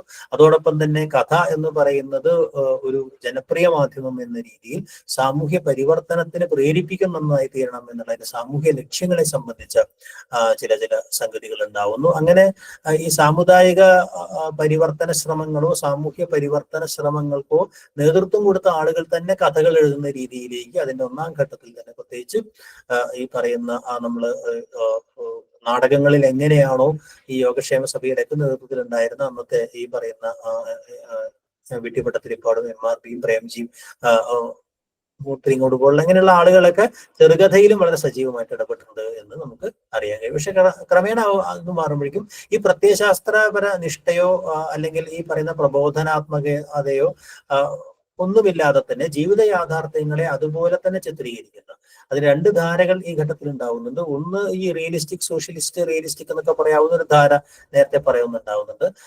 അതല്ലാതെ തന്നെ റിയലിസത്തിന്റെ തന്നെ കുറെ കൂടെ ഈ പറയുന്ന മനഃശാസ്ത്രപരമായ ചില ലെയറുകൾ കൂടെ അതിനകത്ത് കൊടുത്തുകൊണ്ട് മനുഷ്യനും ജീവിതവും തമ്മിലുള്ള ബന്ധം എന്ന തരത്തിൽ സമൂഹവും അല്ലെങ്കിൽ വർഗപ്രതിനിധാനം എന്ന സമൂഹത്തിന്റെ പ്രതിഫലനം എന്നുള്ള രീതിയിൽ നിന്ന് മാറിയിട്ട് വ്യക്തിയും അല്ലെങ്കിൽ മനുഷ്യനും സമൂഹവും തമ്മിലുള്ള ചില സംഘർഷങ്ങളെയൊക്കെ സംബന്ധിച്ചുള്ള കഥകൾ ഒക്കെ പോകുന്ന കുറച്ചുകൂടെ വ്യക്തിയുടെ ഒരു ആന്തരിക ഘടനയിലേക്ക് അല്ലെങ്കിൽ മനോവിചാരങ്ങളിലേക്കൊക്കെ പോകുന്ന തരത്തിലുള്ള കഥകളും ഈ ഘട്ടത്തിൽ തന്നെ ഉണ്ടാവുന്നുണ്ടല്ലോ. അപ്പൊ രണ്ട് വഴികൾ ഈ പറയുന്ന രണ്ടാം ഘട്ടത്തിൽ യഥാർത്ഥത്തിൽ ഉണ്ടാവുന്നത്. കാരൂരിൽ നിന്നാണ് ഇതില് മറ്റേ വഴി തുറക്കുന്നത് എന്ന് നമുക്കറിയാം. അപ്പൊ ആ കാരൂരിന്റെയൊക്കെ കഥകളൊക്കെ അങ്ങനെ വലിയ മനോവിശകലനമൊക്കെ ആവശ്യപ്പെടുന്ന തരത്തിലുള്ള കുറെ കൂടെ ഈ പറയുന്ന കഥ ആഖ്യാനത്തിന് വലിയ പ്രാധാന്യം ഉണ്ടാവുന്നുണ്ട്, ശില്പഭദ്രതയ്ക്ക് പ്രാധാന്യം ഉണ്ടാകുന്നുണ്ട്. അതുപോലെ തന്നെ സങ്കീർണ മനോനിലയുള്ള കഥാപാത്രങ്ങളെ ചിത്രീകരിക്കുന്നതിന് അല്ലെങ്കിൽ മാനസികാവസ്ഥകളെ ചിത്രീകരിക്കുന്ന തരം കഥകൾ ഉണ്ടാവുന്നുണ്ട്. അതുകൊണ്ട് റിയലിസത്തിൻ്റെതാണ് പൂർണ്ണമായിട്ടും ആ ഒരു, എന്നാൽ അവരൊക്കെ ഏതാണ്ട് ഒരു റിയലിസത്തിന്റെ സ്വഭാവം കാണിക്കുന്നത്. ലളിതാംബികാന്തർജനം അതിനകത്ത് അതുപോലെ തന്നെ വളരെ പ്രധാനപ്പെട്ട ഒരു റൈറ്ററായിട്ട് വരുന്നുണ്ട്. അപ്പൊ അങ്ങനെ രണ്ട് ധാരകൾ അവിടെ ഉണ്ട് എന്ന് നമുക്ക് പറയാം. എന്തായാലും ചെറുകഥയുടെ ഏറ്റവും പുഷ്കലമായ ഒരു കാലം കൂടിയായിരുന്നു അത് എന്നതാണ് ഏറ്റവും പ്രധാനപ്പെട്ട ഒരു കാര്യം എന്ന് പറയുന്നത്. മൂന്നാം ഘട്ടമാകുമ്പോഴേക്കാണ് ഈ പറയുന്ന ഞാൻ നേരത്തെ പറഞ്ഞ പോലെ ഉത്തമ പുരുഷനിൽ നിന്നുള്ള ഈ പോയിന്റ് ഓഫ് വ്യൂ എന്ന് പറയുന്ന ഒരു സംഗതി, ആരാണ് ആഖ്യാതാവ് അല്ലെങ്കിൽ ആഖ്യാതാവ് എവിടെ എന്ന് പറയുന്നത് ഉത്തമ പുരുഷന് വലിയ പ്രാധാന്യം ഉണ്ടാകുന്ന ഈ സാമൂഹ്യ സന്ദർഭങ്ങളിൽ നിന്ന് മാറി മാനസിക സംഘർഷങ്ങളിലേക്ക്, വ്യക്തിബന്ധങ്ങൾ, അങ്ങനെയുള്ളതാണ് പ്രണയം പോലുള്ള വിഷയങ്ങൾ, ഇതൊക്കെ വളരെ സജീവമായിരുന്ന ഒരു കാൽപ്പനികതയുടെ ഒരു ഘട്ടം ഉണ്ടാകും. അവിടെ ഏറ്റവും പ്രധാനമായിട്ട് നമുക്കൊക്കെ അറിയാവുന്ന ടി പത്മനാഭനും അതുപോലെ തന്നെ MT ഒക്കെ ഒരു നായകത്വമുള്ള ഒരു ഘട്ടം കൂടിയാണ് അത് എന്ന് നമുക്കറിയാം. ആ മേഖലയിൽ N മോഹനൻ വരെയുള്ള ധാരാളം കഥാകൃത്തുകൾ, CV ശ്രീരാമനും രാജലക്ഷ്മിയും ഒക്കെ അടക്കമുള്ള കഥാകൃത്തുക്കൾ അവിടെ വരുന്നുണ്ട്. എന്നാൽ അതിനല്പം വ്യത്യസ്തമായിട്ട് കോവിലിനെയും അതുപോലെ NP മുഹമ്മദിനെ പോലെയും ഒക്കെയുള്ള കഥാകൃത്തുക്കൾ വേറെ വരുന്നുണ്ട് എന്നുള്ളത് നമുക്ക് കാണാൻ കഴിയാവുന്ന ഒരു സംഗതിയാണ്.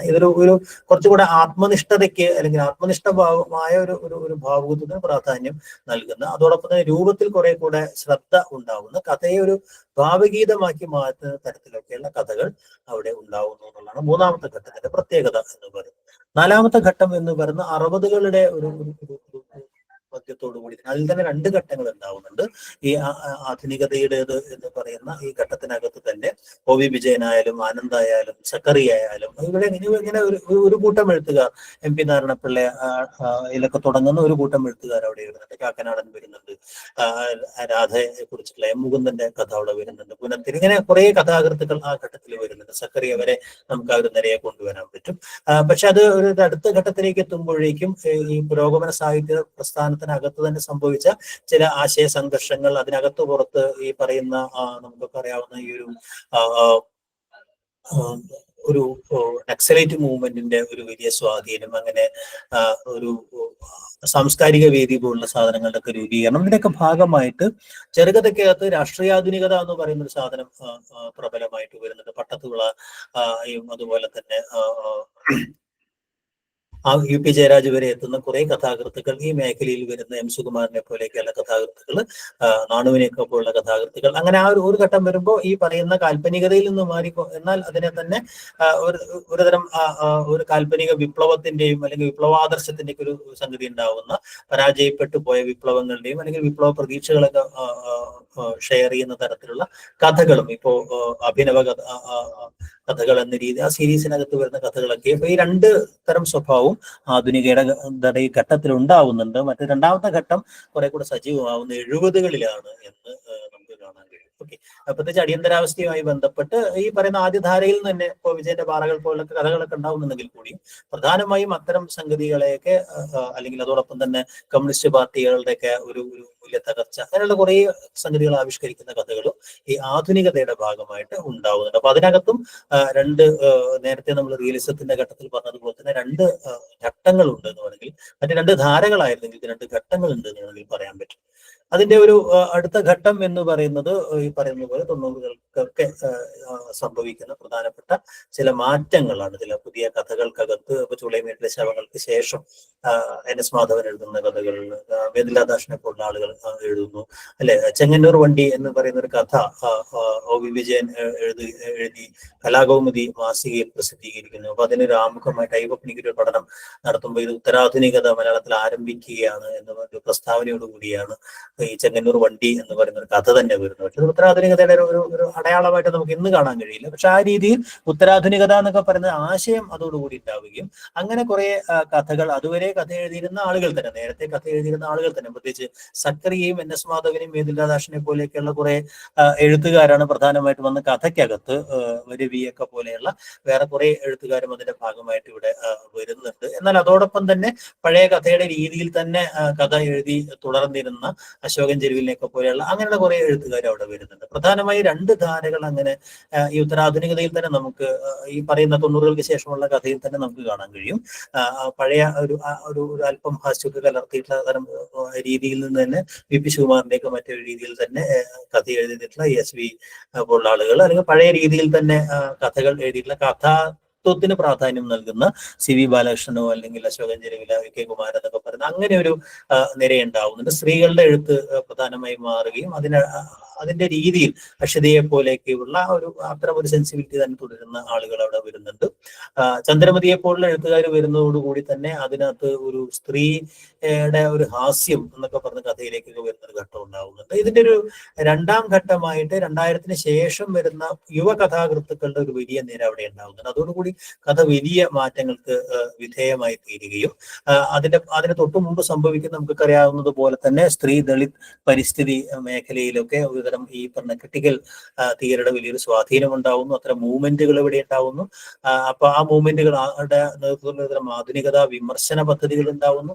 അതിന്റെയൊക്കെ അടിസ്ഥാനത്തിൽ സ്ത്രീ കഥാകൃത്തുക്കളുടെ ഒരു വലിയ സാറാ ജോസഫിന്റെ കഥയുടെ ഒരു ആമുഖത്തിലാണ് ഈ പെണ്ണെഴുത്ത് എന്ന് പറയുന്ന ഒരു പ്രയോഗം തന്നെ സച്ചിദാനന്ദൻ നടത്തിയത് നമുക്കറിയാം. അപ്പൊ അങ്ങനെയുള്ള ധാരാളം കഥകൾ സാർ ടീച്ചറുടെയൊക്കെ ഈ പറയുന്ന സ്ത്രീപക്ഷ കഥകൾ എന്നൊക്കെ പറയുന്ന മുടിത്തയ്യ മുറയുന്നു പോലുള്ള കഥകൾ, പാപത്തറയ എന്ന കഥകളൊക്കെ അതിന്റെ ഭാഗമായിട്ട് വരുന്നു. അതോടൊപ്പം തന്നെ ഈ പറയുന്ന പുതിയ എന്താ പറയാ ചരിത്രത്തിന്റെ നറേഷൻസ് എന്നുള്ള രീതിയിൽ, അല്ലെങ്കിൽ ഈ സൂക്ഷ്മ പ്രാദേശികതകളെ സംബന്ധിച്ച് അത്തരം സ്വത്വബോധങ്ങളെ സംബന്ധിച്ചൊക്കെയുള്ള കഥകളും, അതുപോലെ തന്നെ ജാതി, ഇങ്ങനെയൊക്കെയുള്ള വളരെ സൂക്ഷ്മമായ പ്രശ്നങ്ങളെ, സാംസ്കാരികമായ പ്രശ്നങ്ങളെ കഥയുടെ ഒരു കേന്ദ്രത്തിലേക്ക് കൊണ്ടുവരുന്ന തരം കഥകൾ ഇവിടെ ഉണ്ടാവുന്നുണ്ട്. വിനോദിന്റെയോ അല്ലെങ്കിൽ സരീഷിന്റെയും അങ്ങനെയുള്ള കുറെ കഥകൾ ഇവിടെ ഉണ്ടാവുന്നുണ്ട്. ജനപ്രിയ കഥയുടെയും മറ്റ് ഈ പറയുന്ന കഥയുടെയും ആധുനികത സൃഷ്ടിച്ച ആ രണ്ട് പിളർപ്പിനെ മറികടക്കുന്ന രീതിയിലുള്ള ഇന്ദുഗോപന്റെയും മറ്റൊക്കെ കഥകൾ, രേഖയുടെ ഒക്കെ കഥകൾ ഉണ്ടാവുന്നുണ്ട്. സ്ത്രീ എഴുത്തുകാരുടെ ധാരാളം കഥകൾ ആ സമയത്ത് വരുന്നു. അതോടൊപ്പം തന്നെ ഈ പറഞ്ഞ ജെൻഡർ ഇഷ്യൂസിനെയൊക്കെ വളരെ ഈ പറയുന്ന ജെൻഡർ ഫ്ലൂയിഡിറ്റി പോലുള്ള കാര്യങ്ങളൊക്കെ ആവിഷ്കരിക്കുന്ന തരത്തിൽ, അല്ലെങ്കിൽ അത്തരം ചില സംഗതികൾ, അല്ലെങ്കിൽ പല അത്തരം നമ്മുടെ ഒരു സാമ്പ്രദായികമായ ധാരണകളെ, വ്യവസ്ഥാപിത ധാരണകളെ പ്രശ്നവൽക്കരിക്കുന്ന കഥകൾ പ്രമോദനാമന്റെയും അതുപോലെ തന്നെ ഉണ്ണിയാറിന്റെയൊക്കെ കഥകൾക്കകത്ത് അങ്ങനെ വരുന്നുണ്ട്. അങ്ങനെ ഒരു കഥകൾക്കകത്ത് അങ്ങനെ വളരെ വ്യത്യസ്തമായ തരം ആഖ്യാന രൂപങ്ങൾ വരുന്ന ഒരു ഘട്ടം കൂടിയാണ് ഈ പറയുന്ന ഉത്തരാധുനിക ഘട്ടം എന്ന് പറയുന്നത്. അതിനെ നമുക്ക് ആ രീതിയിൽ തന്നെ വേണമെങ്കിൽ വിഭജിക്കാൻ പറ്റും. ഇതാണ് സാമാന്യമായിട്ട് നമ്മുടെ ആ കഥയുടെ ഘട്ടങ്ങളെ നമുക്ക് തരംതിരിക്കാൻ പറ്റും. ഇത് പല കഥാനിരൂപകരും പറഞ്ഞിട്ടുള്ളതുപോലെ തന്നെ സംഭവ പ്രധാനമെന്നും ആദ്യത്തെ ഘട്ടത്തെ നമുക്ക് അങ്ങനെ സംഭവം പറയുക എന്ന രീതിയിൽ ചില സന്ദേശങ്ങൾക്ക് പ്രധാനം, സാമാന്യമായ പറച്ചിലുകളാണ് ഇതൊക്കെ. ആ കാലഘട്ടത്തിൽ മുഴുവൻ കഥകൾക്കും ബാധകമായ കാര്യമൊന്നുമല്ല നമുക്കറിയാം. മറ്റു കുറെ കൂടെ സംവേദന പ്രധാനമായി തീരുന്നു അല്ലെ. ഈ കാൽപ്പനിക ഘട്ടം എന്ന് പറയുന്നത് ഈ സന്ദിഗ്ധത എന്ന് പറയുന്ന ഒരു സംഗതി മിക്കവാറും അതിനകത്ത് കാക്കനാടന്റെ കഥകളിലും അല്ലെങ്കിൽ എമ്മുകുന്ദന്റെ കഥകളിലും വിജയന്റെ കഥകളിലും ആ സമയത്ത് വളരെ പ്രധാനപ്പെട്ട സംഗതി എക്സിസ്റ്റൻസിനെയൊക്കെ സംബന്ധിച്ച ഈ സന്ദിഗ്ധതകളൊക്കെ ഭയങ്കര ആവിഷ്കരിക്കുന്ന കഥകളുടെ ഒരു ആധുനികതയുടെ ഒരു ഘട്ടം ഉണ്ടാവുന്നു. അല്ലെങ്കിൽ ഈ പറഞ്ഞ എന്താണ് വിപ്ലവം എന്നും എവിടെയാണ് പ്രതീക്ഷയുള്ളത് എന്നൊക്കെ തുടങ്ങി അങ്ങനെ പലതരം ചോദ്യങ്ങൾ ഉയർത്തുന്ന ഒരു ഘട്ടത്തില് കഥകൾ അവിടെ ഉണ്ടാവുന്നു. അതിന് ശേഷമുള്ള ഘട്ടത്തിലാണെങ്കിൽ ഈ പറയുന്ന പലതരം സൂക്ഷ്മ സ്വത്വങ്ങളെ കുറിച്ച് അല്ലെങ്കിൽ സംസ്കാര രാഷ്ട്രീയം പറയുന്ന തരം കഥകളും ഉണ്ടാവുന്നു എന്ന് സാമാന്യമായിട്ട് നമുക്ക് ഈ 5 ഘട്ടങ്ങളെയും പറയാൻ പറ്റും. ഓക്കെ, ഇനി നമുക്ക് പ്രധാനമായിട്ടും ഈ ഘട്ടത്തിലെ ഒരു ചെറുകഥകളിലൂടെ ഒന്ന്, ഏതാണ് ആദ്യത്തെ ചെറുകഥ എന്ന് പറയുന്ന ഒരു പ്രശ്നം അവിടെ വരുന്നുണ്ട്. മലയാളത്തിലെ ആദ്യത്തെ ചെറുകഥ ഏതാണ് എന്ന് പറയുന്ന ഒരു പ്രശ്നം അല്ലെ. അതിന് ഈ പറയുന്നത് പോലെ നമ്മൾ പാഠപുസ്തക കമ്മിറ്റിയെ ബന്ധപ്പെടുത്തി നമ്മളത് പറയാറുണ്ട്. പാഠപുസ്തക കമ്മിറ്റിയിൽ ഈ പറയുന്ന കേരളവർമ്മയുടെയൊക്കെ പാഠപുസ്തകങ്ങളുടെ ഭാഗമായിട്ട് ഈ പറയുന്ന കഥകൾ ഉണ്ടാവുന്നു. ഈ പറയുന്ന 2, 3 അല്ലെ, അതിനകത്ത് ഈ 2-ാം പാഠാവലിയും 3-ാം പാഠാവലിയുമായിട്ട് ബന്ധപ്പെട്ടിട്ട് അല്ലെ 1867 ഈ പറയുന്ന ആദ്യ കഥകളുടെ രൂപങ്ങൾ ഉണ്ടാവുന്നു എന്നും അതിനകത്ത് കേരളവർമ്മയാണ് ഗദ്യത്തിന്റെ പിതാവ് എന്നൊക്കെ പറയുന്ന രീതിയിലൊക്കെ നമ്മൾ പറഞ്ഞതായിട്ട് നമുക്കറിയാം അല്ലെ. അപ്പോൾ 1868 അദ്ദേഹം ഈ ഒരു 2 യാചകരുടെ കഥ എന്ന് പറയുന്ന കഥ അല്ലെ, പിന്നെ അതോടൊപ്പം തന്നെ ജ്ഞാനനിക്ഷേപം പോലെയൊക്കെയുള്ള മാസികകൾക്കകത്ത് ഈ ആനയും പിന്നെ തുന്നനെയും കുറിച്ചുള്ള കഥ അല്ലെ, അങ്ങനെയൊക്കെയുള്ള അതൊക്കെ നേരത്തെ പറഞ്ഞു വെച്ചിട്ടുള്ള കഥകളുടെ തന്നെ പ്രിന്റിംഗ് ആയിട്ടാണ് അതിനകത്ത് വരുന്നത്. അങ്ങനെയുള്ള ഒരു വ്യത്യസ്തമായ ഒരു കഥ എന്ന് പറയുന്നത് വേണമെങ്കിൽ നമുക്ക് പറയാവുന്ന ഒരു കല്ലൻ, ചില ആളുകളൊക്കെ പറഞ്ഞ ഈ ഒരു കല്ലൻ എന്ന് പറയുന്ന ഇതും 1881 വിദ്യാവിലാസിനെ പ്രസിദ്ധീകരിച്ച മറ്റേ കേരളവർമ്മയുടെ ഒരു കല്ലൻ എന്ന് പറയുന്ന ഒരു കഥ ആണ് ആദ്യത്തെ കഥ എന്ന് പറയാറുണ്ട്. അല്ലെങ്കിൽ ഈ പറയുന്ന ചെറുവേദങ്ങൾക്ക് ഉപകാരാർത്ഥം ഇംഗ്ലീഷിൽ പരിഭാഷപ്പെടുത്തിയ കഥകൾ എന്ന് പറയുന്ന ഒരു കലക്ഷൻ ഉണ്ട് അല്ലെ.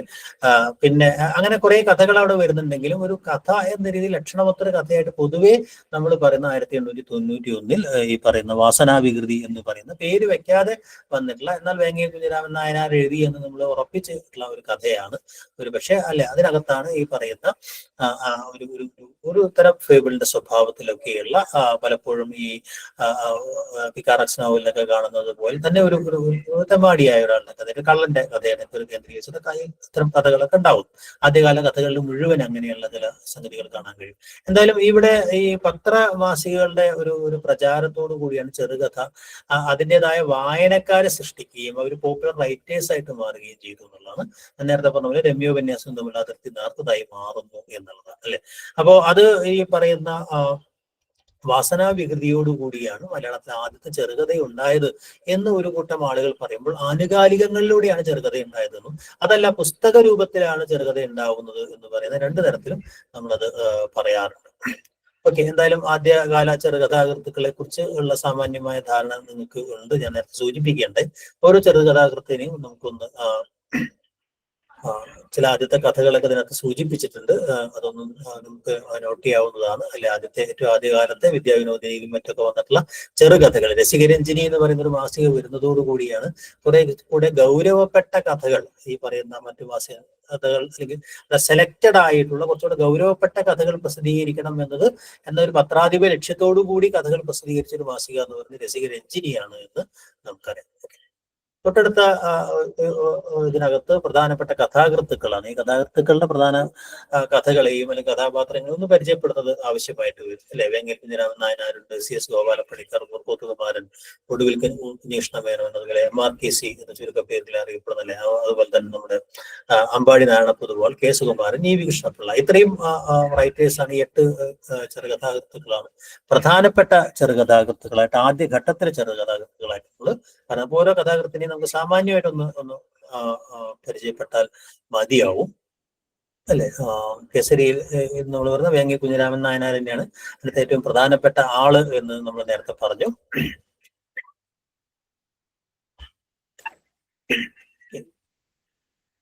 അദ്ദേഹം ഒരുപാട് കഥകളൊന്നും എഴുതിയിട്ടില്ല. ഈ പറയുന്ന പേര് വെക്കാതെ അദ്ദേഹത്തിന്റെ പല കഥകൾ ആദ്യം വന്നിട്ടുള്ളത് എന്ന് ഞാൻ നേരത്തെ സൂചിപ്പിക്കുകയുണ്ടായി. അല്ലെ, ഈ മേനോക്കിയെ കൊന്നതാര്, ഈ പറയുന്ന ദ്വാരക, ഈ 2 കഥകളുമാണ് ഒരുപക്ഷെ ആഖ്യാനത്തിന്റെ കാര്യത്തിൽ ഈ പറയുന്ന സ്വപ്നാത്മകത എന്നൊക്കെ പറയുന്നത് കഥാഖ്യാനത്തിലേക്ക് കൊണ്ടുവരിക ചെയ്യുന്ന അദ്ദേഹമാണ് എന്ന് നമുക്കറിയാം. അപ്പൊ അതൊരു ആദ്യത്തെ ഘട്ടത്തില് കഥകൾക്കകത്ത് നമുക്ക് പറയാൻ കഴിയാവുന്നത് ഈ പറയുന്ന വേങ്ങൽ കുഞ്ഞിരാമൻ നായനാണ്. മറ്റൊരാള് ഈ പറയുന്ന CS ഗോപാലപ്പണിക്കരാണ്.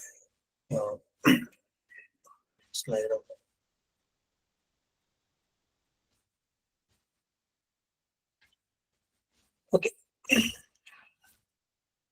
അപ്പോ CS ഗോപാലപ്പണിക്കര ആവുമ്പോഴാണ് ഈ പറയുന്ന എന്താ പറയാ ആളുകളെ രസിപ്പിക്കുന്നത്, ആളുകളിൽ ഇങ്ങനെ കൗതുകം അല്ലെങ്കിൽ ഉള്ള ഈ സാഹസ ബുദ്ധിയായ മനുഷ്യരുടെ സംഗതികളൊക്കെ പറയുന്ന അത്തരം ചില കഥകളൊക്കെ ഉണ്ടാവുന്നത് ഈ പറയുന്ന CS ഗോപാലപ്പണിക്കരുടെ, പ്രത്യേകിച്ച് അദ്ദേഹത്തിന്റെ വളരെ പ്രസിദ്ധമായിട്ടുള്ള മേൽവിലാസം മാറി എന്ന് പറയുന്ന കഥയും അതുപോലെ തന്നെ ഒരു മുതലനായാട്ട് എന്ന് പറയുന്ന കഥയും ആ രീതിയിൽ ഈ പറയുന്ന കഥയിൽ ആകാംക്ഷ നിലനിർത്തുക എന്നൊക്കെ പറയുന്ന അതിനെ കേന്ദ്രീകരിച്ച കഥകൾ ഉണ്ടാവുന്നത്. പക്ഷെ ഇവയൊക്കെ ഈ പറയുന്നത് പോലെ ഈ കൽപ്പിത കഥകളുടെ സ്വഭാവത്തിൽ ആണ് അതിനകത്ത് വരുന്നത് എന്നുള്ളതാണ്. ഒരു കഥ എന്ന് പറയുന്ന ഒരു മാധ്യമത്തെ കുറച്ചുകൂടെ ഗൗരവമായി കണ്ടയാള് മുർക്കോത്ത് കുമാരനാണ്. അല്ലെ, മുർക്കോത്ത് കുമാരനാണ് വളരെ കൂടുതൽ കഥകൾ എഴുതുക, മറ്റേ കുറെ കൂടെ അതിന്റെ ക്രാഫ്റ്റിൽ ശ്രദ്ധിക്കുക ചെയ്ത ആദ്യകാല കഥാകൃത്ത് മുർക്കോത്ത് കുമാരനാണ് എന്ന് നമുക്കറിയാം. എന്റെ തീവണ്ടി യാത്ര എന്ന് പറയുന്നത് വളരെ പ്രസിദ്ധമായിട്ടുള്ള ഒരു കഥയാണ്. പിന്നെ ഈ പറയുന്നത് പോലെ തന്നെ മുർക്കോത്ത് കുമാരനോട് കൂടിയാണ് ഈ ഘട്ടത്തിനകത്ത് ഞാൻ തുടക്കത്തിൽ പറഞ്ഞു ഇങ്ങനെ കൽപ്പിത കഥകളാണ് അല്ലെങ്കിൽ അങ്ങനെയുള്ള രസകരമായ കഥകളാണ്, ഈ സമൂഹത്തെ പ്രതിഫലിപ്പിക്കുന്ന അല്ലെങ്കിൽ സമൂഹത്തെ അഭിമുഖീകരിക്കുന്ന കഥകൾ പൊതുവേ കുറവാണെന്നുള്ളത്. പക്ഷെ അത്തരം ഒരു കഥയുടെ തുടക്കമിടുന്നയാൾ കൂടെ മുർക്കോത്ത് കുമാരനാണ്. പ്രത്യേകിച്ച് ഈ പറയുന്ന നായർ കമ്മ്യൂണിറ്റിക്കകത്തും മറ്റൊക്കെ ഉണ്ടാകുന്ന പലതരം സാമുദായിക പ്രശ്നങ്ങളെ സംബന്ധിച്ച് ആധുനികമായ ഒരു കാഴ്ചപ്പാടുകൂടി തന്നെ വിമർശിക്കുന്ന ഈ താലികെട്ട് കല്യാണം എന്ന് പറയുന്ന ആ ഒരു സംഗതിയൊക്കെ വിമർശിക്കുന്ന കഥകളൊക്കെ, സമുദായ ദീപിക അല്ലെങ്കിൽ കൊലയോ ആത്മഗതിയോ എന്നുള്ള കഥകളൊക്കെ 1915 എഴുതിയ ആ 2 കഥകളും ആ അർത്ഥത്തിൽ പിന്നീട് തൊട്ടടുത്ത ഘട്ടത്തിൽ അല്ലെങ്കിൽ നവോത്ഥാന ഘട്ടത്തിനും ഈ ആദ്യഘട്ടത്തിനും ഇടയിൽ നമ്മൾ കാണുന്ന കുറച്ച് എഴുത്തുകാരാണ് ഈ പറയുന്ന ഈ നമ്പൂതിരി സമുദായ പരിഷ്കരണത്തിന്റെ ഭാഗമായി കഥ എഴുതിയിട്ടുള്ള VT ഭട്ടതിരിപ്പാടൊക്കെയുള്ള ആളുകൾ. അപ്പൊ അവരുടെ കഥയിലേക്കുള്ള ഒരു പാലം എന്ന അർത്ഥത്തിൽ മുർക്കോത്ത് കുമാരന്റെ ഒരു കഥ കൂടിയാണത് എന്നുള്ളത്. അപ്പൊ മുർക്കോത്തിന്റെ കഥകളുടെ ചില രീതി, അതിന്റെ പറച്ചിലുള്ള ഏറ്റവും വലിയ ശക്തി എന്നുള്ളതാണ്. ഒരു ആഖ്യാനം എന്ന രീതിയിൽ നാടകീയമായി കഥ പറയുക എന്ന് പറയുന്ന ഒരു സാധനം അതിനകത്ത് ഉണ്ട്. അതോടൊപ്പം തന്നെ ആളുകൾക്ക് റിലേറ്റ് ചെയ്യാൻ കഴിയാവുന്ന സമകാലിക ജീവിതവുമായിട്ട് നേരിട്ട് ബന്ധമുള്ള കഥകൾ കൂടിയാണ് മുർക്കോത്ത് കുമാരൻ്റെത് എന്നുള്ളതാണ്. മറ്റൊരാൾ ഒടുവിൽ കുഞ്ഞികൃഷ്ണമേനോനാണ്. ഈ പറയുന്ന കല്യാണിക്കുട്ടി വളരെ പ്രസിദ്ധമായ കഥയാണ് എന്നറിയാം. അല്ലെ, അപ്പൊ അതുകൊണ്ട് തന്നെ ഒരു ഈ പറയുന്ന ആദ്യകാലത്തെ ചെറുകഥാകൃത്തുക്കളിൽ ഏറ്റവും എന്താ പറയാ ദൈർഘ്യമേറിയ കഥകൾ എഴുതിയ ആൾ കൂടിയാണ് ഒടുവിൽ കുഞ്ഞികൃഷ്ണ മേനോൻ. അപ്പൊ അങ്ങനെ വലിയ കഥകൾ പറയുന്ന രീതിയിലാണ് അദ്ദേഹത്തിന്റെ. അതോടൊപ്പം തന്നെ ഈ പറയുന്ന പ്രണയം പോലുള്ള സംഗതികൾ എന്നൊക്കെ അങ്ങനെ അങ്ങനെ ഒരു നമ്മുടെ സാഹസികരായ നായകന്മാർ അങ്ങനെയൊക്കെയുള്ള ഒരു അയഥാർത്ഥ ജീവിതത്തെയാണ് മിക്കവാറും അദ്ദേഹത്തിന്റെ കഥകളിലൂടെയൊക്കെ ആവിഷ്കരിച്ചിട്ടുള്ളത് എന്നുള്ളതാണ്. ഏതാണ്ട് ആ കഥകൾക്ക് ഒരേ പാറ്റേൺ തന്നെയാണ്. സാമാന്യം വലിയ കഥകളാണ് അദ്ദേഹത്തിൻ്റെത് എന്ന് പറയുന്നത്. ഓക്കെ. അമ്പാടി നാരായണ പൊതുവാൾ ഈ പറയുന്നത് പോലെ വളരെ ഈ ഉളി പിടിച്ച കൈ പോലെയൊക്കെയുള്ള ആ കാലഘട്ടം ആവുമ്പോഴേക്കും ഈ പാശ്ചാത്യ സാഹിത്യമായിട്ടുള്ള പരിചയം, പക്ഷെ ബ്രിട്ടീഷ് സാഹിത്യമായിട്ടുള്ള പരിചയത്തിനകത്ത് കുറ്റാന്വേഷണ കഥകൾ, അപസർപ്പക അങ്ങനെ അത്തരം കഥകൾക്കൊക്കെ വലിയ ഡിമാൻഡ് ഉണ്ടാകുന്ന ഘട്ടത്തിനകത്ത് അതിന്റെ അനുകരണങ്ങളായിട്ട് അല്ലെങ്കിൽ കോടതിയിൽ വ്യവഹാരങ്ങൾ തെളിയിക്കുക അങ്ങനെയുള്ള കുറേ കഥകൾ ഈ സമയത്ത് ഉണ്ടാകുന്നുണ്ട്. അല്ലെങ്കിൽ അത്തരം കുറെ മറ്റേ കഥാകൃത്തുക്കൾ ആ സമയത്ത് വരുന്നുണ്ട് എന്നുള്ളത് കാണാൻ കഴിയും. അപ്പൊ അതിനകത്തുള്ള ഒരാൾ കൂടിയാണ് ഈ അമ്പാടി നാരായണ പൊതുവാൾ എന്ന് പറയും. ഓക്കെ.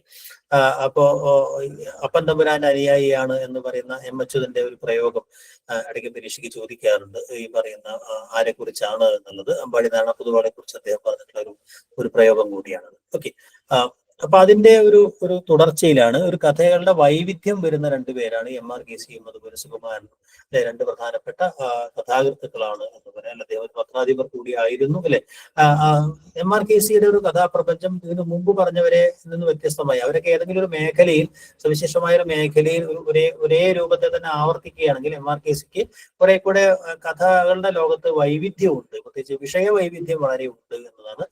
ഈ പറഞ്ഞ പോലെ ചരിത്ര കഥകളും കുറ്റാന്വേഷണ കഥകളും അതുപോലെ തന്നെ വളരെ സാമൂഹിക അല്ലെങ്കിൽ പ്രണയ കഥകൾ എന്നൊക്കെ പറയാവുന്ന കഥകളും ഒക്കെ അദ്ദേഹത്തിന്റെ ഈ കഥകൾക്കകത്ത് ഉണ്ട് എന്നുള്ളതാണ്. അതോടൊപ്പം തന്നെ അന്നത്തെ വളരെ പോപ്പുലർ ആയ ഒരു എഴുത്തുകാരൻ കൂടിയായിരുന്നു എം.ആർ. കെ.സി എന്നുള്ളതാണ് അദ്ദേഹത്തിന്റെ കഥകളുമായി ബന്ധപ്പെടുത്തി സാമാന്യമായിട്ട് പറയാനുള്ളത്. ഓക്കെ, മറ്റു കഥകളുടെ ഡീറ്റെയിൽസ് നമുക്ക് ചോദ്യോത്തരങ്ങളിൽ.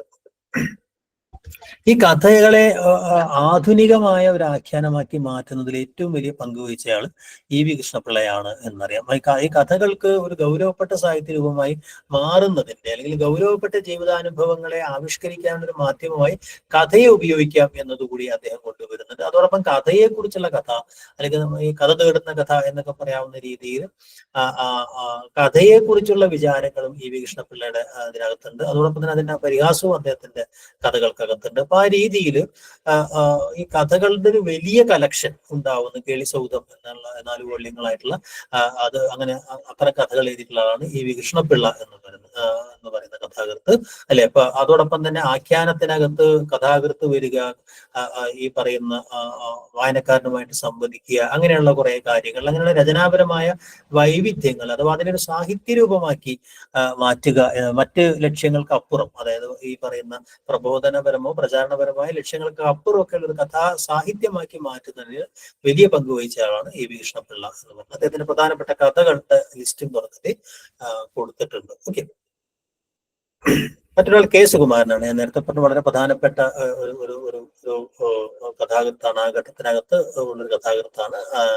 അതോടൊപ്പം തന്നെ പലപ്പോഴും ഈ പറയുന്ന തന്നെ കേന്ദ്രീകരിച്ച കഥകൾ ഉണ്ടാവുന്നുണ്ട്. അല്ലെ, അതോടൊപ്പം തന്നെ ഏറ്റവും ആനുകാലികമായ ചില വിഷയങ്ങളെ കുറിച്ച് ലോകത്ത് നടന്നിട്ടുള്ള ചില ഈ കൗതുക വാർത്തകൾ എന്നൊക്കെ പറയാവുന്ന തരത്തിനകത്ത് ലോകത്ത് പല സ്ഥലത്തും നടന്നിട്ടുള്ള ചില സംഭവങ്ങളെ അല്ലെങ്കിൽ ചില ശാസ്ത്രത്തിന്റെ കണ്ടുപിടുത്തങ്ങളുമായി ബന്ധപ്പെട്ട് പത്രവാർത്തകളോടുള്ള പ്രതികരണം എന്നുള്ള ഇതിലൊക്കെ അങ്ങനെയൊക്കെയുള്ള ധാരാളം കഥകൾ, കുനിയുടെ ചികിത്സയൊക്കെ പോലെയുള്ള അല്ലെങ്കിൽ ആരാന്റെ കുട്ടിയെ പോലെയൊക്കെ വലിയ പരിണാമബുദ്ധിയും മറ്റൊക്കെ ഒളിപ്പിച്ചു വെച്ചിട്ടുള്ള അല്ലെങ്കിൽ അങ്ങനെയുള്ള ആളുകളെ ജിജ്ഞാസ വളർത്തിക്കൊണ്ടുവരുന്ന അത്തരം ചില കഥകൾ, വളരെ വിചിത്രമായ മനുഷ്യ സ്വഭാവങ്ങളെ ആവിഷ്കരിക്കുന്ന കഥകൾ, അങ്ങനെയൊക്കെയുള്ള കഥകളാണ് ഈ കെ സുകുമാരന്റെ കഥകൾ എന്ന് സാമാന്യമായിട്ട് പറയും.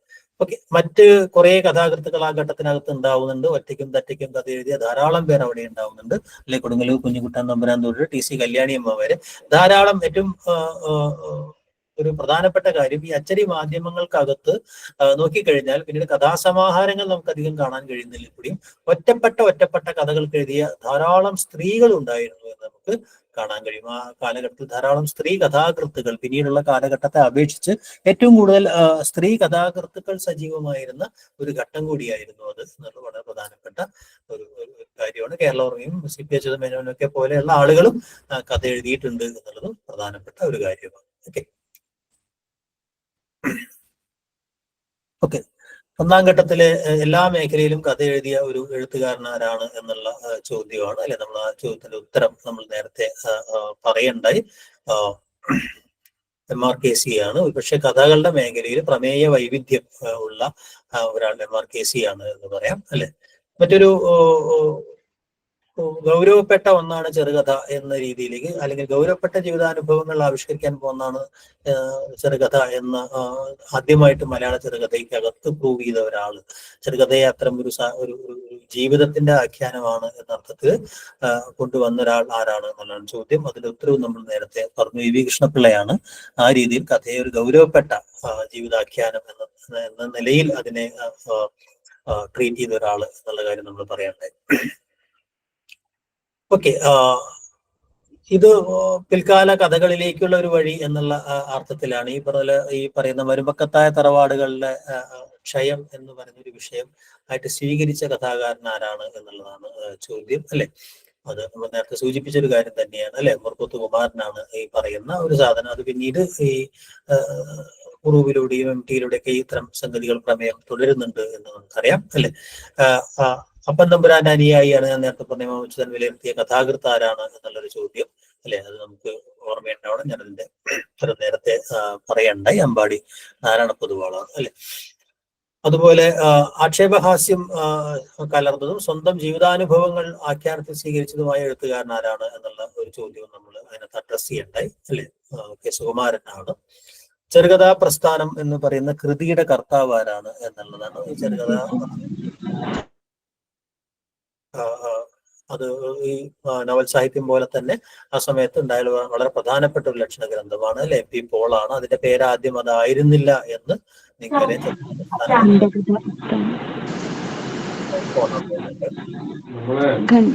ഖണ്ഡകഥാ പ്രസ്ഥാനമല്ലേ പക്ഷെ? അതെ അതെ. ഓക്കെ,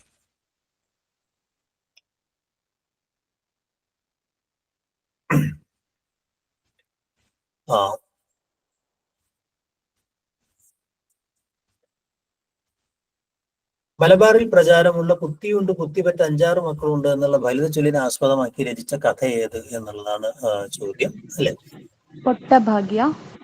അതെ അതെ, അത് ഏതാണ് കഥ എന്നുള്ളത്. അല്ലെ, പൊട്ടഭാഗ്യം എന്ന് പറയുന്ന കഥയാണ്. അത് ഈ വെങ്ങയിൽ കുഞ്ഞിരാമൻ നായർ കഥയാണ്. അല്ലെ, പറയുന്ന എല്ലാ കഥകളും അദ്ദേഹത്തിന്റെ തന്നെയാണ്. ലിസ്റ്റിനകത്തുള്ള കഥകളൊക്കെ നമ്മൾ നേരത്തെ പരിചയപ്പെട്ട കഥകൾ തന്നെയാണ്. വളരെ വ്യത്യസ്തമായിട്ടുള്ള പ്രമേയങ്ങൾ അതിനകത്ത് നമുക്ക് കാണാനും കഴിയും. ഓക്കെ, വേങ്ങയിൽ കുഞ്ഞിരാമൻ നായരുടേതല്ലാത്ത കഥ ഏതാണ് എന്നാണ് ഇതിനകത്തുള്ള ചോദ്യം. അല്ലെ, പരമാർത്ഥം. ഇങ്ങനെ വരുമെന്ന് വിചാരിച്ചില്ല എന്നുള്ള കഥയാണ്. CS ഗോപാലപ്പണിക്കരാണ് കഥയാണ്. കാരണം ഈ ട്വിസ്റ്റുകളും മറ്റുമൊക്കെ വരുന്ന കഥകൾ ധാരാളമായിട്ട് എഴുതിയത് മേൽവിലാസം മാറി, ഒരു മുതല നായാട്ട്, ഒരു നീളം കുറഞ്ഞ കത്ത്, അല്ലെ, ഇങ്ങനെ വരുമെന്ന് വിചാരിച്ചില്ല, അങ്ങനെയൊക്കെയുള്ള കഥകൾ എഴുതിയാലാണ് CS ഗോപാലപ്പണിക്കർ. അദ്ദേഹത്തിന്റെ ഒരു കഥയാണ്. അപ്പൊ അങ്ങനെയുള്ള കഥകളെ പ്രധാനപ്പെട്ട ചില കഥകളെ എഴുത്തുകാരെയും നമുക്ക് ആദ്യകാല സംഗതിയിൽ നിന്ന് 1-2 ചോദ്യങ്ങൾ വരാനുള്ള സാധ്യതയുണ്ട്. അതൊന്ന് ഓർക്കുന്ന എപ്പോഴും നന്നാവും. അല്ലെ, ഉളി പിടിച്ച കൈ, ഇതുപോലെ തന്നെ ഈ പറയുന്ന കുറ്റാന്വേഷണ കഥകളുടെയൊക്കെ രീതിയിൽ പഴയ ഷെർലക് ഹോംസ് കഥകളുടെയൊക്കെ ചില രീതികളിൽ വളർത്തി വന്ന കുറെ കഥകളൊക്കെ ആ സമയത്ത് ഉണ്ടായിട്ടുണ്ടെന്ന് നമുക്കറിയാം. അല്ലെ, ഉളി പിടിച്ച കൈ അതിനകത്ത് വളരെ പ്രധാനപ്പെട്ട ഒരു കഥയാണ്. അല്ലെ, അതുപോലെ ഏതെങ്കിലുമൊക്കെ രേഖകളിൽ ഒരു മൂല കീറിപ്പോയി അല്ലെങ്കിൽ അങ്ങനെയുള്ള ചില സംഗതികളൊക്കെ വെച്ചുകൊണ്ട് ചില സാധനങ്ങൾ കോടതികളിൽ പ്രൂവ് ചെയ്യുക, അങ്ങനെയൊക്കെയുള്ള ചില, അല്ലെങ്കിൽ ഈ പറഞ്ഞ സ്റ്റേറ്റോ അല്ലെങ്കിൽ ഭരണകൂടമോ പോലീസോ ഒന്നും ഇല്ലാത്തടത്ത് അവിടെയുള്ള ചില ഭയങ്കര ആളുകൾ, നമ്മുടെ എന്താ പറയുക, ഒരു സിനിമ വന്നതുപോലെ അങ്ങനെയുള്ള ചില ആളുകൾ കേസുകൾ തെളിയിക്കുക, ഇങ്ങനെയൊക്കെയുള്ള ചില സംഗതികളൊക്കെ ആ സമയത്ത് കഥകളിൽ നമുക്ക് ധാരാളമായിട്ട് കാണാൻ കഴിയും. അല്ലെ,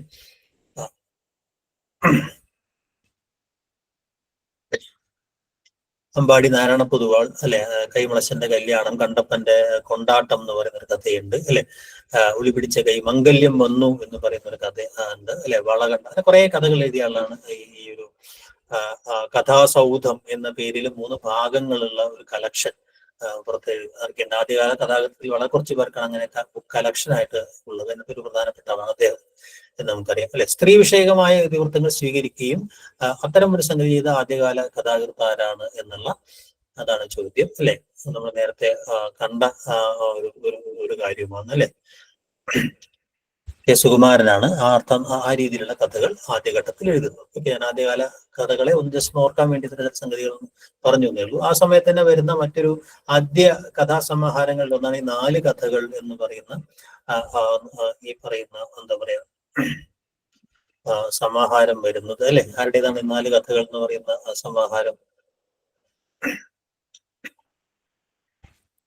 കുഞ്ഞീഷ്ണ മേനോന്റെ സമാഹാരമാണ് 4 കഥകൾ എന്ന് പറയുന്ന കഥാസമാഹാരം. ഓക്കെ, കഥാവലി എന്നത് ആരുടെ സമാഹാരമാണ് എന്നുള്ളതാണ് ചോദ്യം അല്ലെ. കഥാവലി എന്ന് പറയുന്ന ഒരു സമാഹാരം എം.ആർ. കെ.സി, മുർക്കുകുമാരൻ അല്ലെ, തെങ്ങിയച്ചൻ, അതുപോലെ തന്നെ അമ്പാടി നാരായണ പൊതുവാൾ. അറിയാവോ ആർക്കെങ്കിലും?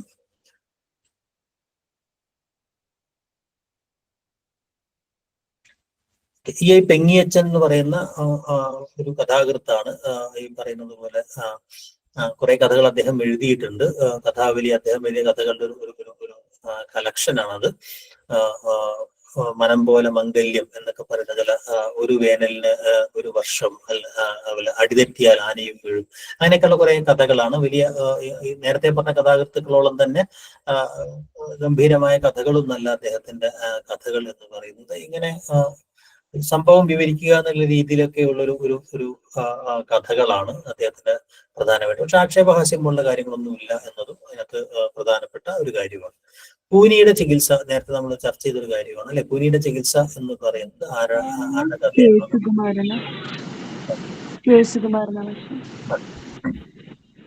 അപ്പൊ ഇങ്ങനെയുള്ള പ്രധാനപ്പെട്ട കഥകളൊക്കെ ഓർമ്മയുണ്ടാവണം. ആരാന്റെ കുട്ടി, ചിലപ്പോൾ അതിന് ആരാന്റെ കുട്ടി ചോദിച്ചേക്കാം.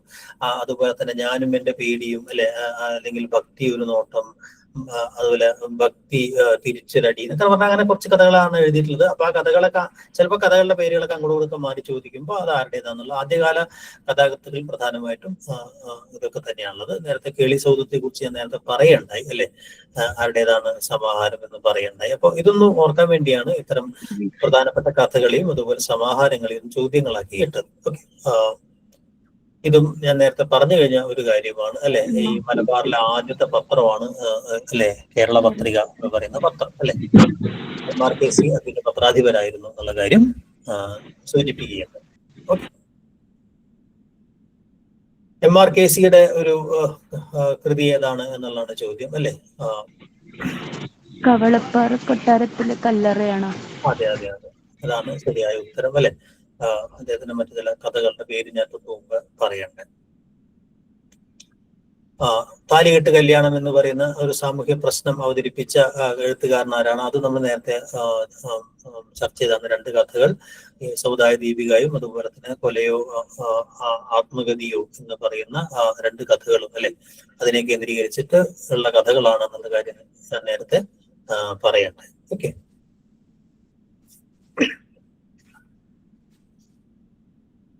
ഇതല്ല നമ്മൾ നേരത്തെ ചർച്ച ചെയ്ത കാര്യങ്ങളാണ്. ഞാനത് ജസ്റ്റ് അതിന് നിങ്ങൾക്കൊന്ന് ഓർക്കാൻ വേണ്ടി, റിവ്യൂ എന്നുള്ള രീതിയിൽ ഓർക്കാൻ വേണ്ടി കൊടുത്തതാണ്.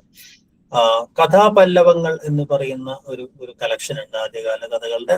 പിന്നീട് ആദ്യകാല കഥകളൊക്കെ വേറെ ഒരുപാട് പേര് ശേഖരിച്ച് പ്രസിദ്ധീകരിച്ചിട്ടുണ്ട്. ഈ കഥാപല്ലവങ്ങൾ എന്ന പേരിൽ മലയാളത്തിലെ ആദ്യകാല കഥകളുടെ സമാഹാരം പ്രസിദ്ധീകരിച്ചത് ആരാണ് എന്നുള്ളതാണ് ചോദ്യം. അറിയാവോ? അല്ലെ, അദ്ദേഹം വിവേകോദയത്തിന്റെ എഡിറ്റോറിയൽ ബോർഡ് അംഗമൊക്കെ ആയിരുന്നു അല്ലെ. അദ്ദേഹത്തിന്റെ കഥാകൃത്തുമായിരുന്നു. വെളുത്ത കുഞ്ഞ് എന്ന് പറയുന്ന കഥയൊക്കെ എഴുതിയ ആളാണ് അദ്ദേഹം അല്ലെ. ഒരു ഓർമ്മയുണ്ടാവും. ഓക്കെ, അടുത്ത ഒരു ഘട്ടത്തിലേക്ക് നമുക്ക് പെട്ടെന്ന് വരാം. നവോത്ഥാന കഥ എന്ന് പറയുന്ന ഒരു ഘട്ടം, അതിനിടയിലുള്ള ഒരു ബ്രിഡ്ജ് എന്നുള്ള രീതിയിൽ ഈ പറയുന്ന നമ്പൂതിരി നവോത്ഥാനവുമായി ബന്ധപ്പെട്ട കഥകളും വരുന്നുണ്ട് അല്ലെ. നമുക്കറിയാവുന്ന ഒരു കാര്യമാണ്. മലയാള സാഹിത്യത്തിലെ പരാജയ പ്രസ്ഥാനത്തിൽപ്പെട്ട ചെറുകഥ എഴുത്തിന്റെ സ്ഥാപകനായ ഒരു മഹാകവി എന്ന് കേസരി ആരെയാണ് വിളിക്കുന്നത് എന്നുള്ളതാണ്. കേസരി വളരെ പ്രസിദ്ധമായ ഒരു പ്രയോഗം അറിയാം അല്ലെ. ആരെയാണ്? തകഴിയാണ് വിളിക്കുന്നത് അല്ലെ. ഈ പരാജയ പ്രസിദ്ധപ്പെട്ട ചെറുകഥ എഴുത്തിന്റെ സ്ഥാപകനായ മഹാകവി എന്ന് വിളിക്കുന്നത് തകഴിയാണ്. ഓക്കെ. രജനീ രംഗം പോംവഴി എന്നത് 2 സമാഹാരങ്ങൾ ആരുടേതാണ് എന്നുള്ളതാണ് എല്ലാവർക്കും അറിയാം.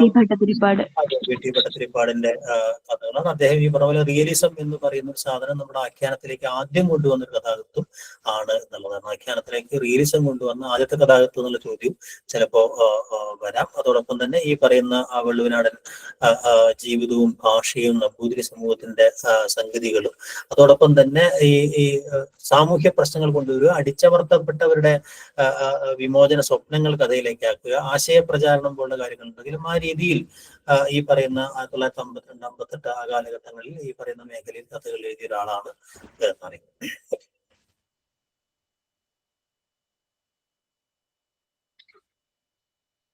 നവോത്ഥാന കഥ എന്ന് പറയുന്നത് നവോത്ഥാനത്തിന് പേരുകൾ നമ്മൾ നോവലിൽ പറഞ്ഞതുപോലെ തന്നെയുള്ള ഘടകങ്ങൾ തന്നെയാണ് കഥയിലെ നവോത്ഥാനത്തിനും വഴിതെളിച്ചത് നമുക്കറിയാം അല്ലെ. ഈ പറയുന്ന 60-കൾക്ക് ഏതാണ്ട് അടുത്ത് വരെ നിൽക്കുന്ന ഒരു ഘട്ടമാണ് ഈ നവോത്ഥാനം എന്ന് പറയുന്നത് അല്ലെ. അതോടൊപ്പം തന്നെ സാഹിത്യകാരന്മാരുടെ സംഘടനകൾ ഉണ്ടാവുന്നു. സാഹിത്യം എന്ന് പറയുന്നത് സമൂഹത്തിന് വേണ്ടിയാകണമെന്ന ചില ആശയങ്ങൾ ഉണ്ടാവുന്നു. വലിയ സാമൂഹിക മാറ്റങ്ങൾ, സാമുദായിക സംഘടനകൾ, സാമുദായിക പരിഷ്കരണ ശ്രമങ്ങൾ, അതുപോലെ തന്നെ നമ്മുടെ ജനാധിപത്യ സമൂഹത്തിലേക്ക് പൗരസമൂഹത്തിലേക്കൊക്കെ മാറാനുള്ള ചില ശ്രമങ്ങൾ ഉണ്ടാവുന്നു. ഈ പറഞ്ഞ അസംബ്ലി പോലുള്ള സാധനങ്ങൾ ഉണ്ടാവുന്നു. ക്ഷേത്രപ്രവേശന വിളംബരം പോലുള്ള സാധനങ്ങൾ, പുരോഗമന സാഹിത്യ സമിതി എന്ന സാധനം, ജീവൽ സാഹിത്യം അല്ലെ പ്രസ്ഥാനം പോലുള്ള പ്രസ്ഥാനങ്ങൾ ഉണ്ടാവുന്നു. അങ്ങനെ എഴുത്തുകാരുടെ ചില കൂട്ടായ്മകൾ ഉണ്ടാവും. അങ്ങനെ പലതരം മൂവ്മെന്റുകൾ ജീവിതത്തിന്റെ പല മേഖലകൾക്ക് വരും. എഴുത്തുകാരുടെ ഇടയിൽ തന്നെ ചില ഐക്യങ്ങൾ അല്ലെങ്കിൽ ചില ഐക്യപ്പെടലുകളൊക്കെ ഉണ്ടാവുന്ന ഒരു ഘട്ടം കൂടിയാണ് എന്നുള്ളതാണ് ഈ ഒരു ഘട്ടത്തിനകത്തുള്ള ഒരു പ്രധാനപ്പെട്ട. അപ്പൊ ആ ഒരു നവോത്ഥാനത്തോടൊപ്പം സഞ്ചരിച്ച കഥകളെയാണ് നമ്മൾ പൊതുവെ നവോത്ഥാന കഥകൾ എന്ന് വിളിക്കുന്നത്. നോവലിനെ പോലെ തന്നെ ഈ പറയുന്ന ഗദ്യം എന്ന് പറയുന്ന ഒരു ആഖ്യാനത്തെ നമ്മുടെ സാഹിത്യ വ്യവഹാരത്തിന്റെ കേന്ദ്രത്തിലും അതോടൊപ്പം തന്നെ സാഹിത്യ പൊതുമണ്ഡല നിർമ്മിതിക്ക് സഹായകമായത് ഈ നവോത്ഥാനകാല കഥകളിലൂടെയാണ് എന്ന് നമുക്കറിയാം അല്ലെ. ഇതിനകത്തുള്ള ആദ്യത്തെ ഒരു പ്രത്യേകത എന്ന് പറയുന്നത് ഈ ഇദ്ദേഹത്തിനെ മാറ്റി നിർത്തിയാൽ, കഴിഞ്ഞ തവണ നമ്മളത് അപ്പന്റെ മകളിനെ കുറിച്ച് പറയണ്ടായി, അത് മാറ്റി നിർത്തി കഴിഞ്ഞാൽ പൊതുവെ നമ്പൂതിരി നവോത്ഥാനത്തിനകത്ത് അവർ നാടകവും കഥകളുമായിരുന്നു തങ്ങളുടെ മാധ്യമമായി സ്വീകരിച്ചത് എന്നുള്ളതാണ് അല്ലെ. പഴമയെ ഞെട്ടിക്കുന്ന യാഥാസ്ഥികരുടെ മുഖത്ത് ആഞ്ഞു പ്രവഹിക്കുന്നതും സമൂഹ ജീവിതത്തിലെ ദുരാചാരങ്ങളെ, ദുഷ്ടതകളെ നിർഭയം വിമർശിക്കുന്നതുമായ വിപ്ലവകരമായ റിയലിസ്റ്റിക് ജീവിത കഥകളിലേക്കുള്ള വളർച്ചയുടെ മുന്നോടിയാണ് വി.ടി. ഭട്ടതിരിപ്പാട്, മുത്തിരിങ്ങോട്, എം.ആർ.വി. തുടങ്ങിയ കഥയിലെ റിയലിസം എന്ന് പറയുന്ന ഒരു പ്രസ്താവന അല്ലെ. അപ്പൊ അത് ഈ റിയലിസം എന്ന് പറയുന്നത് തുടങ്ങുന്നത് യഥാർത്ഥത്തിൽ ഈ പറയുന്ന 3 കഥാകൃത്തുക്കളിലൂടെയാണ് എന്നുള്ളതാണ് ഏറ്റവും പ്രധാനപ്പെട്ട ഒരു കാര്യം എന്ന് പറയുന്നത് അല്ലെ.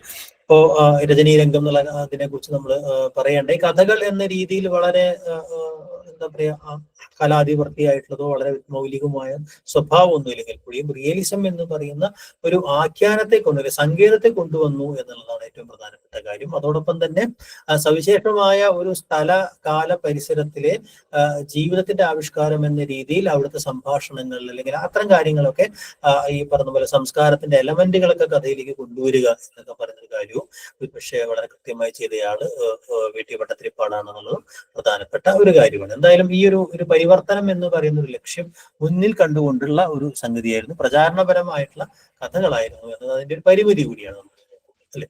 ഇത് തന്നെയാണ് എം.ആർ.പിയുടെയും മറ്റുമൊക്കെ അല്ലെങ്കിൽ ഈ പറയുന്ന 3 പേരുടെയും കഥകളുടെ ഒരു പൊതു സ്വഭാവം എന്ന് പറയുന്നത് അല്ലെ. അതിനകത്ത് കഥയായിട്ടും പിന്നീട് നാടകമായിട്ടും വന്നിട്ടുള്ള ഒരു പ്രസ്ഥാനമാണ് മറക്കുടയ്ക്കുള്ളിലെ മഹാനരകം അല്ലെ. അത് പരീക്ഷയ്ക്ക് ചോദിക്കാറുള്ള സംഗതിയാണ്. അത് കഥയായിട്ടും വന്നിട്ടുണ്ട്, അദ്ദേഹത്തിന് നാടകമായിട്ടും വന്നിട്ടുണ്ട് നമുക്കറിയാം അല്ലെ.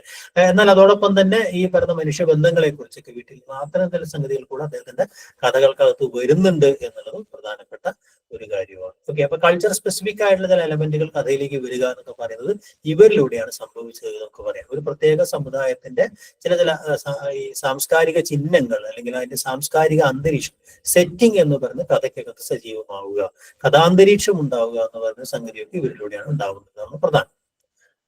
ഇതിന്റെ ഭാഗമായിട്ട് തന്നെ ഉള്ളതാണ് മുദ്രിങ്ങോട് ഭവത്രാജൻ നമ്പൂതിരിപ്പാട് അല്ലെ. അപ്പൊ ആ രീതിയിൽ ഒരു ആത്മാഹുതി പോലുള്ള കലക്ഷനുകളൊക്കെ വളരെ പ്രധാനപ്പെട്ട സംഗതിയാണ് അല്ലെ. ഈ പറയുന്ന അതിന്റെ ഒരു ലേറ്റർ പീരീഡിൽ വന്നൊരു കഥാകൃത്ത് കൂടിയാണ് മുദ്രിങ്ങോട് ഭവത്രാജൻ നമ്പൂതിരിപ്പാട് എന്ന് നമുക്കറിയാം അല്ലെ.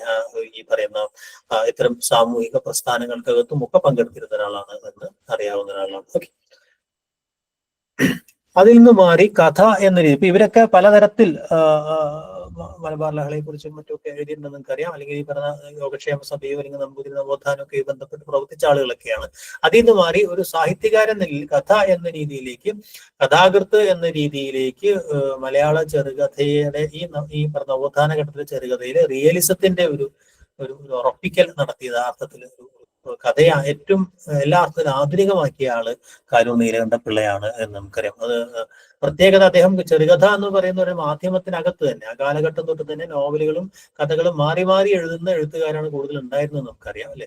പക്ഷെ വളരെ ചുരുക്കം ചില എഴുത്തുകാരാണ്, അല്ലെ, പത്മനാഭനെ പോലെ, അലാദേവാന്ത സക്രിയെ പോലെ, അല്ലെങ്കിൽ കാരൂരിനെ പോലെ വളരെ കുറച്ചു പേർ മാത്രമാണ് ഒരു മാധ്യമത്തിനകത്ത് തന്നെ ഉറപ്പിച്ചു നിൽക്കുന്നവരാണ്. ആ രീതിയിലും കാരൂർ വളരെ പ്രസിദ്ധമാണ്, അല്ലെ. കാരൂരിന്റെ അധ്യാപക കഥകൾ, വാദ്യാർ കഥകൾ എന്നുള്ള പേരിലൊക്കെ അറിയപ്പെടുന്ന കാരൂരിന്റെ കഥകൾ, കുതിച്ചുകൂറുകൊണ്ട കഥകൾ, അതിനൊക്കെ അപ്പുറം പൂവമ്പഴം പോലെയും അല്ലെങ്കിൽ ഈ പറഞ്ഞ മരപ്പാവകൾ പോലെയൊക്കെയുള്ള വളരെ സൂക്ഷ്മമായിട്ടുള്ള ഈ പറഞ്ഞ മാനസിക വ്യാപാരങ്ങളെ അല്ലെങ്കിൽ സംഘർഷങ്ങളെയൊക്കെ ചിത്രീകരിക്കുന്ന ഈ മനഃശാസ്ത്രപരമായ മനോവിശകലന സ്വഭാവത്തിലുള്ള കഥകൾ ഉണ്ടാവുന്നുണ്ട്. വളരെ ആഴത്തിലുള്ള വ്യക്തിത്വമുള്ള സ്ത്രീ കഥാപാത്രങ്ങളെ സൃഷ്ടിക്കുന്നുണ്ട്. വളരെ സ്വതന്ത്രകളായ സ്ത്രീകളെ ചിത്രീകരിക്കുന്ന ഒരു സംഗതിയുണ്ട്, അല്ലെ. ഒരു മനുഷ്യകഥാനുഗായി എന്ന രീതിയിൽ, അല്ലെ, മനുഷ്യന്റെ ജീവിതം, മനുഷ്യൻ കഥയുടെ അല്ലെങ്കിൽ ഒരു കേന്ദ്ര പിൽക്കാലത്ത് വരുന്ന പോലെ മനുഷ്യൻ കഥയുടെ കേന്ദ്രത്തിലേക്ക് വരുന്നൊരു ഘട്ടം കൂടിയാണ് ഇദ്ദേഹത്തിന്റെ കഥകൾ എന്ന് അറിയാം, അല്ലെ. അപ്പൊ അദ്ദേഹത്തിന് വളരെ പ്രസിദ്ധമായ കഥകൾ ഈ മോതിരവും അതുപോലെ ഉതുപ്പാന്റെ കിണറും മരപ്പാവകളും പൂവമ്പഴവും കൊതിച്ചോറുമാണ് എന്ന് നിങ്ങൾക്കറിയാം, അല്ലെ. പ്രധാനപ്പെട്ട കഥകൾ ഓർത്താൽ മതി അദ്ദേഹത്തിന്റെ. കേശവദേവിന്റെ കഥകൾക്ക് അങ്ങനെ ഒരു വൈവിധ്യം നമുക്ക് പറയാൻ കഴിയില്ല. ഈ പറയുന്നത് പോലെ തന്നെ വർഗ പ്രതിനിധാനമുള്ള കഥാപാത്രങ്ങൾ, വർഗരാഷ്ട്രീയം മുന്നോട്ട് വയ്ക്കുന്ന കഥകൾ, അല്ലെ, ഏറ്റവും അടിസ്ഥാന വർഗത്തിന്റെ പ്രശ്നങ്ങൾ, അതോടൊപ്പം തന്നെ പട്ടിണിയും ദാരിദ്ര്യവും അങ്ങനെയുള്ള ചില സാധനങ്ങൾ, ഈ ജന്മിത്വത്തിനും മുതലാളിത്തത്തിനുമായുള്ള കലാപങ്ങളുടെ ചില സംഗതികൾ, അങ്ങനെ കുറെ കൂടെ ആദർശപ്രേരിതവും ആശയ കേന്ദ്രിതവുമായ ചില കഥകളാണ് ഒരു അദ്ദേഹത്തിന്റെ പ്രധാനപ്പെട്ട കഥകൾ എന്ന് പറയാം. അദ്ദേഹത്തിന്റെ നോവലുകൾ പോലെ തന്നെയാണ് അദ്ദേഹത്തിന്റെ കഥകളും. വാസ്തവത്തിൽ ഈ പറയുന്ന ഒരു സബാൾട്ടൻ എന്നൊക്കെ പറയാവുന്ന സമൂഹത്തെ കേന്ദ്രീകരിച്ചുള്ള കഥകൾ എഴുതിയ ആദ്യത്തെ ഒരാൾ എന്നുള്ള രീതിയിൽ കൂടി വളരെ അടിസ്ഥാന വർഗത്തെ കേന്ദ്രീകരിച്ചുള്ള കഥകൾ എഴുതി എന്നത് അദ്ദേഹത്തെ സംബന്ധിച്ച് ഈ പറയുന്നു. അതോടൊപ്പം തന്നെ കമ്മ്യൂണിസ്റ്റ് പ്രത്യയശാസ്ത്രം പോലുള്ള സംഗതികളും അദ്ദേഹത്തിന്റെ കഥകളെ വലിയൊരളവിൽ സ്വാധീനിച്ചിരുന്നു എന്നുള്ള കാര്യവും നിങ്ങൾക്കറിയാം, അല്ലെ.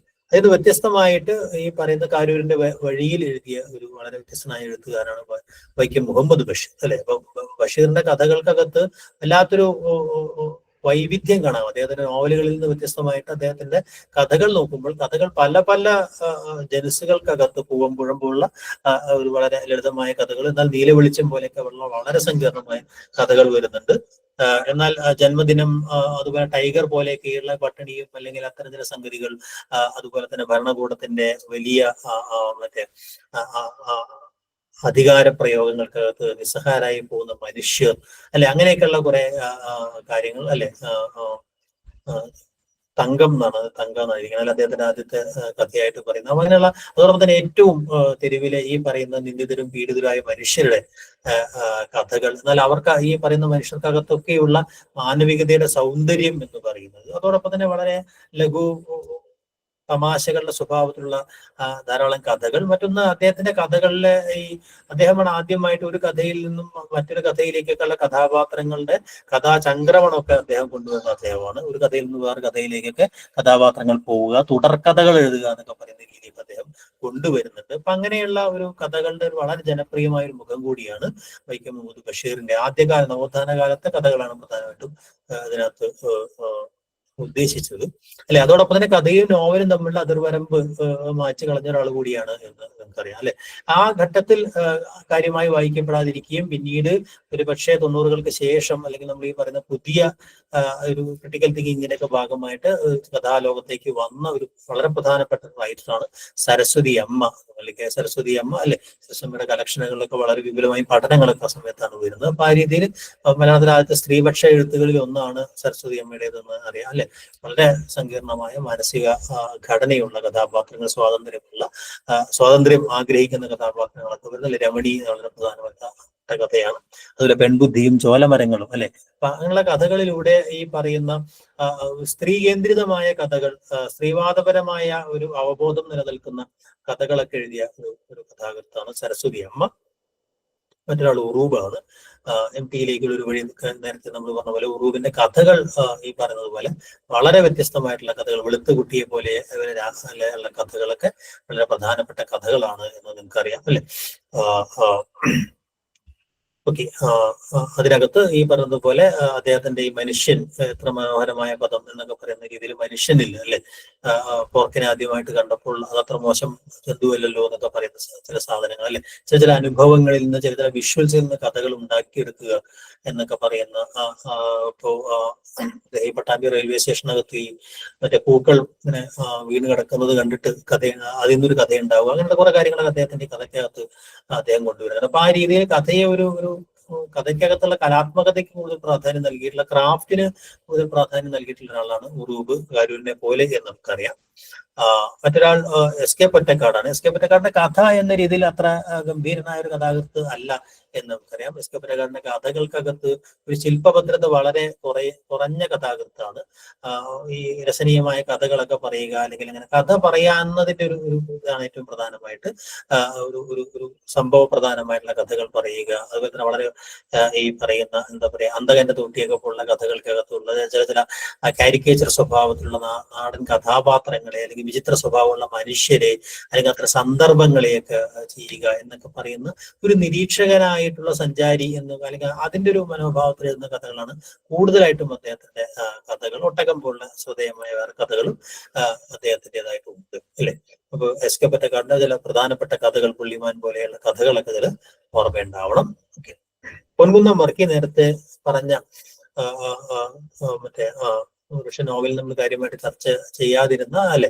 എന്നാൽ ചെറുകഥയുടെ മണ്ഡലം വരുമ്പോൾ ഏറ്റവും പ്രധാനപ്പെട്ട റൈറ്ററാണ് പൊൻകുന്നം വർക്കി എന്ന് നമുക്കറിയാം.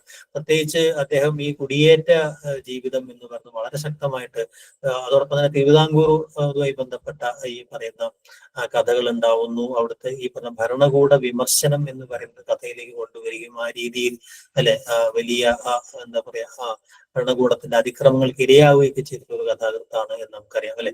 അതോടൊപ്പം തന്നെ മതവിമർശനം എന്ന് പറയുന്നത്, പ്രത്യേകിച്ച് കത്തോലിക്ക മതവിമർശനം, ക്രിസ്ത്യാനിറ്റിയോടുള്ള അദ്ദേഹത്തിന്റെ വിമർശനവും, അതുപോലെ തന്നെ അന്തോണിനിയും അച്ഛനായോടുള്ള കഥകളിലൊക്കെ കാണുന്ന തരം രൂക്ഷമായ പരിഹാസവും നടന്നതൊക്കെ, അങ്ങനെയുള്ള കുറെ സംഗതികളൊക്കെ അദ്ദേഹത്തിന്റെ കഥകൾക്കകത്ത്, അതായത് അന്നത്തെ ഈ സോഷ്യൽ റവല്യൂഷൻ എന്നൊക്കെ പറയാവുന്ന സാമൂഹ്യ വിപ്ലവങ്ങൾക്കൊപ്പം സഞ്ചരിച്ച കഥകളാണ് അദ്ദേഹത്തിന്റെ. അത് ദേശീയ സ്വാതന്ത്ര്യ സമരമായാലും വേണ്ടില്ല, ഈ ജാതി വിരുദ്ധ പ്രസ്ഥാനങ്ങളായാലും വേണ്ടിയില്ല, അത്തരം ചില ആശയങ്ങളൊക്കെ വളരെ ശക്തമായിട്ടുള്ള, പ്രത്യേകിച്ച് ഈ പറഞ്ഞ സസ്യപിടിയും മറ്റുമൊക്കെ അങ്ങനെയുള്ള ഒരു ഏകാധിപത്യ സ്വഭാവമുള്ള ഭരണത്തിനെതിരെ കഥയിലൂടെ പ്രതികരിക്കുക എന്നൊക്കെ പറയുന്ന ചില സാധനങ്ങൾ, ഏറ്റവും പ്രധാനമായിട്ട് എല്ലാ എസ്റ്റാബ്ലിഷ്മെന്റിനും എതിരായി നിൽക്കുക എന്ന് പറയുന്ന അദ്ദേഹത്തിന്റെ കഥകൾക്കകത്ത് വളരെ പ്രകോപനപരമായ കഥകൾ എഴുതുക എന്നത് പൊൻകുന്നം വർക്കിയുടെ വളരെ പ്രധാനപ്പെട്ട ഒരു സവിശേഷത ആയിരുന്നു എന്ന് നമുക്കറിയാം.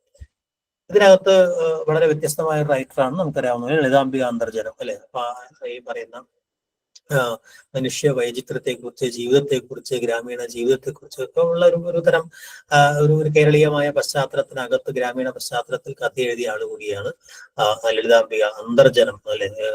ഗാന്ധിജിയൊക്കെ കഥാപാത്രമായിട്ട് എന്ന് വ്യത്യസ്തമായിട്ട് കഥകൾ എഴുതിയിട്ട് മാണിക്യൻ അവരുടെ വളരെ പ്രസിദ്ധമായ ഒരു കഥയാണ്. എന്നാൽ അതോടൊപ്പം തന്നെ ഈ രാഷ്ട്രീയം പ്രമേയമായ അപൂർവമായ കഥകൾ, നേരത്തെ പറഞ്ഞതുപോലുള്ള കഥകൾ അവർ എഴുതിയിട്ടുണ്ട് എന്നുള്ളതാണ്.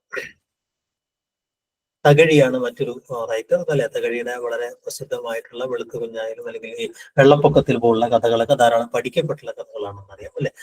അപ്പൊ ഒരു കഥാകൃത്ത് എന്നുള്ള രീതിയിൽ ഈ പറയുന്ന പലപ്പോഴും ഈ ഫ്രഞ്ച് റിയലിസത്തിന്റെ ഒക്കെ സ്വാധീനം, മൊസാങ്ങിന്റെയും മറ്റൊക്കെ സ്വാധീനം ഇദ്ദേഹത്തിനകത്ത് ഉണ്ടായിരുന്നു എന്നതും, കേസരിയുടെ സ്വാധീനം വഴിയാണ് അതിലേക്ക് വന്നത് എന്നൊക്കെ പറയുന്ന റിയലിസം തന്നെയായിരുന്നു അദ്ദേഹത്തിന്റെ കഥകളിലെ പ്രധാനപ്പെട്ട സങ്കേതം എന്ന് പറയുന്നത്.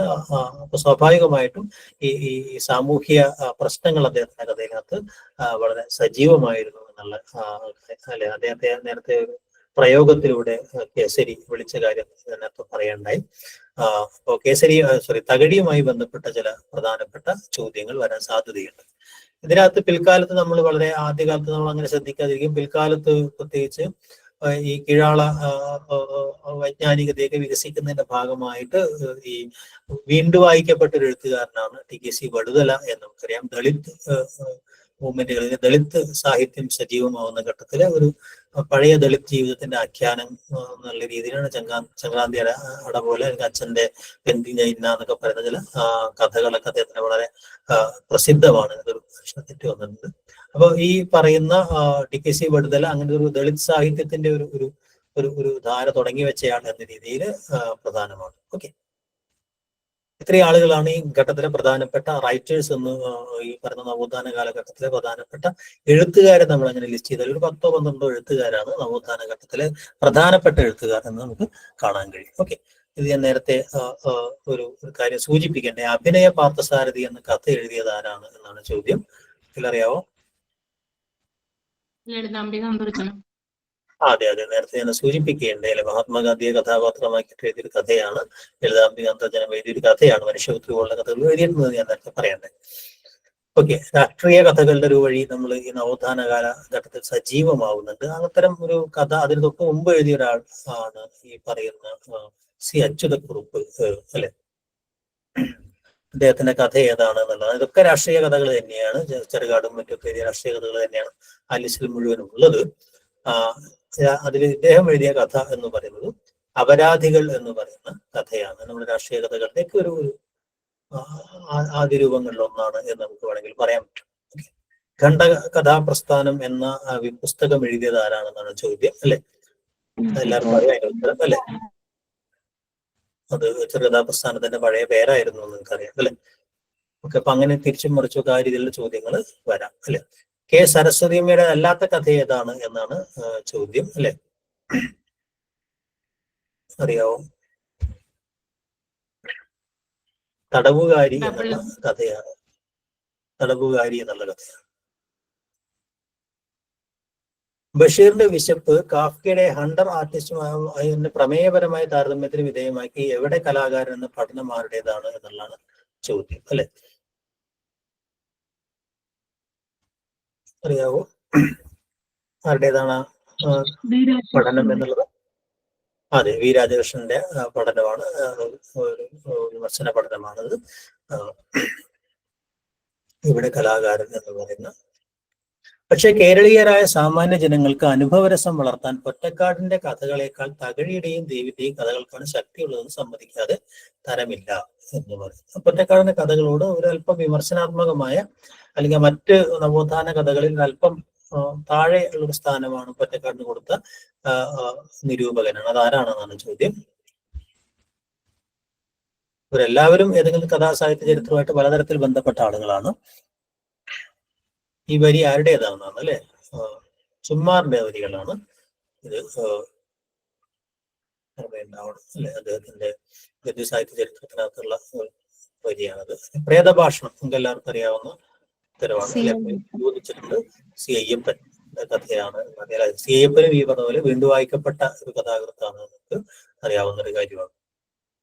ലക്ഷ്മിക്കുട്ടി അല്ലെങ്കിൽ ഒരു കഥയുടെ കഥ എന്ന കഥ ആരുടേതാണ് എന്നതാണ്. Kerala Varma, C S Gopala Panicker, Sanjayan, A R Raja Raja Varma. സഞ്ജയനാണോ?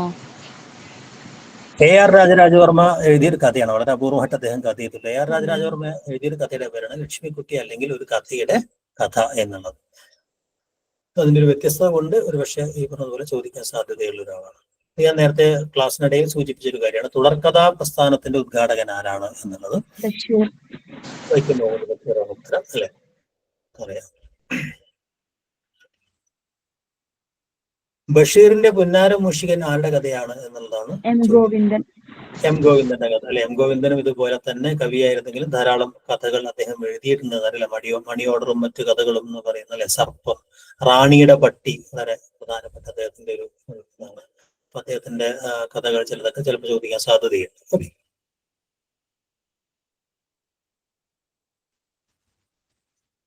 ദുഃഖപര്യവസായികളായ കഥകൾക്കാണ് അത്രേ കൂടുതൽ ശോഭ. അതിനെന്താണ് പ്രയാസം? ഒരു കാൽക്കേറ് കടലാസ് ചെലവാക്കിയാൽ മതി. പൂർണ്ണാരോഗ്യത്തിൽ ഇരിക്കുന്ന നായിക പെട്ടെന്ന് മരിച്ചു കിടക്കുന്നത് കാണാം. ആര് പറഞ്ഞതാണിത് എന്നാണ്.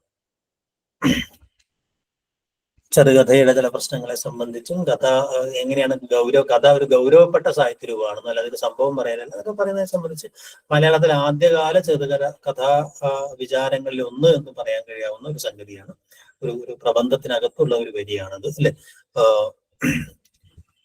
E.V. കൃഷ്ണപിള്ളയാണ് ചെറുകഥയെ കുറിച്ച് ആദ്യകാലത്ത് എഴുതിയ ഒരു ലേഖനത്തിനകത്താണ് അദ്ദേഹം ചെറുകഥ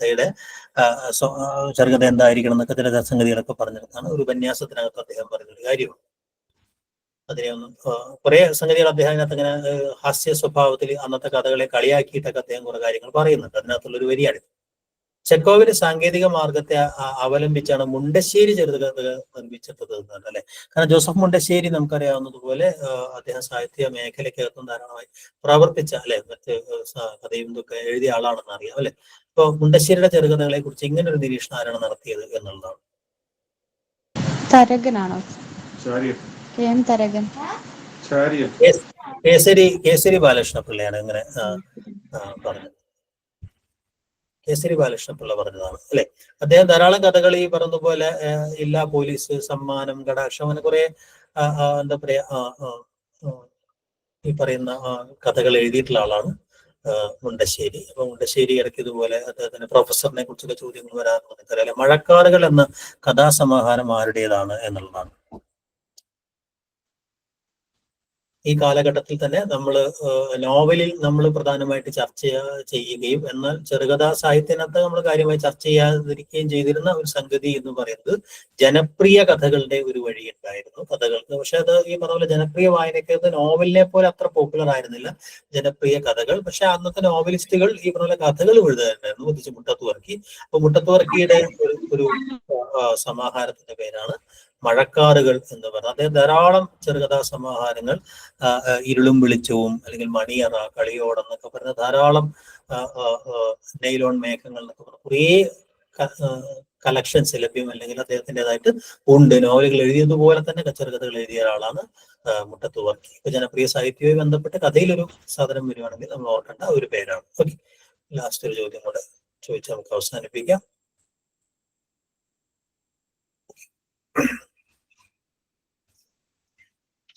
3 ഇഞ്ച് പൊക്കമുള്ള ഒരു നീണ്ട പലകപ്പുറത്ത് പടങ്ങൾ നിരത്തി വെച്ചിട്ടുണ്ട്. ഫുൾ ഷേവ് ചെയ്ത ഒരു ഗംഗാകാന്ത് അല്ലെ. ഇരുവശത്തും സ്ത്രീകളുമായി മയിൽപ്പുറത്തിരിക്കും ഒരു ഷൺമുഖൻ. ഏത് കഥയിലെ വരികളാണിത്? സ്ത്രീജന്മം. സരസ്വതി അമ്മയുടെ വളരെ പ്രസിദ്ധമായിട്ടുള്ള നമ്മളത് പറയണ്ടായി. സരസ്വതി അമ്മയുടെ കഥകളിൽ കേന്ദ്രീകരിച്ചുള്ള ചോദ്യങ്ങൾ ഇപ്പോൾ പരീക്ഷയിലേക്ക് വരുന്നുണ്ട്. നേരത്തെ തകഴി, ബഷീർ എന്നൊക്കെ പറഞ്ഞ സ്ഥിരം ചോദ്യങ്ങൾക്ക് പകരം ഇങ്ങനെ അന്ന് മാർജിനലൈസ് ചെയ്യപ്പെട്ടിരുന്ന എഴുത്തുകളുടെ മേഖലയിൽ നിന്നുള്ള ചോദ്യങ്ങൾ ഇപ്പോൾ വരാറുണ്ട്. അതുകൊണ്ട് ഇത്തരം കഥാകൃത്തുകൾ നിങ്ങൾ പ്രത്യേകമായിട്ട് ശ്രദ്ധിക്കണം. ഓക്കെ, ഇത്രയും കാര്യങ്ങളാണ് നമുക്ക് ഈ പറയുന്ന 2 ഘട്ടത്തെ കുറിച്ചും നമ്മൾ പൊതുവായി പറയുമ്പോൾ ഉള്ളത്. അത് ഓർമ്മയുണ്ടാവുക. കാൽപ്പനികത തൊട്ട് ഇതുവരെയുള്ള കഥകൾ നമുക്ക് അടുത്ത ക്ലാസ്സിൽ ചർച്ച ചെയ്യാം.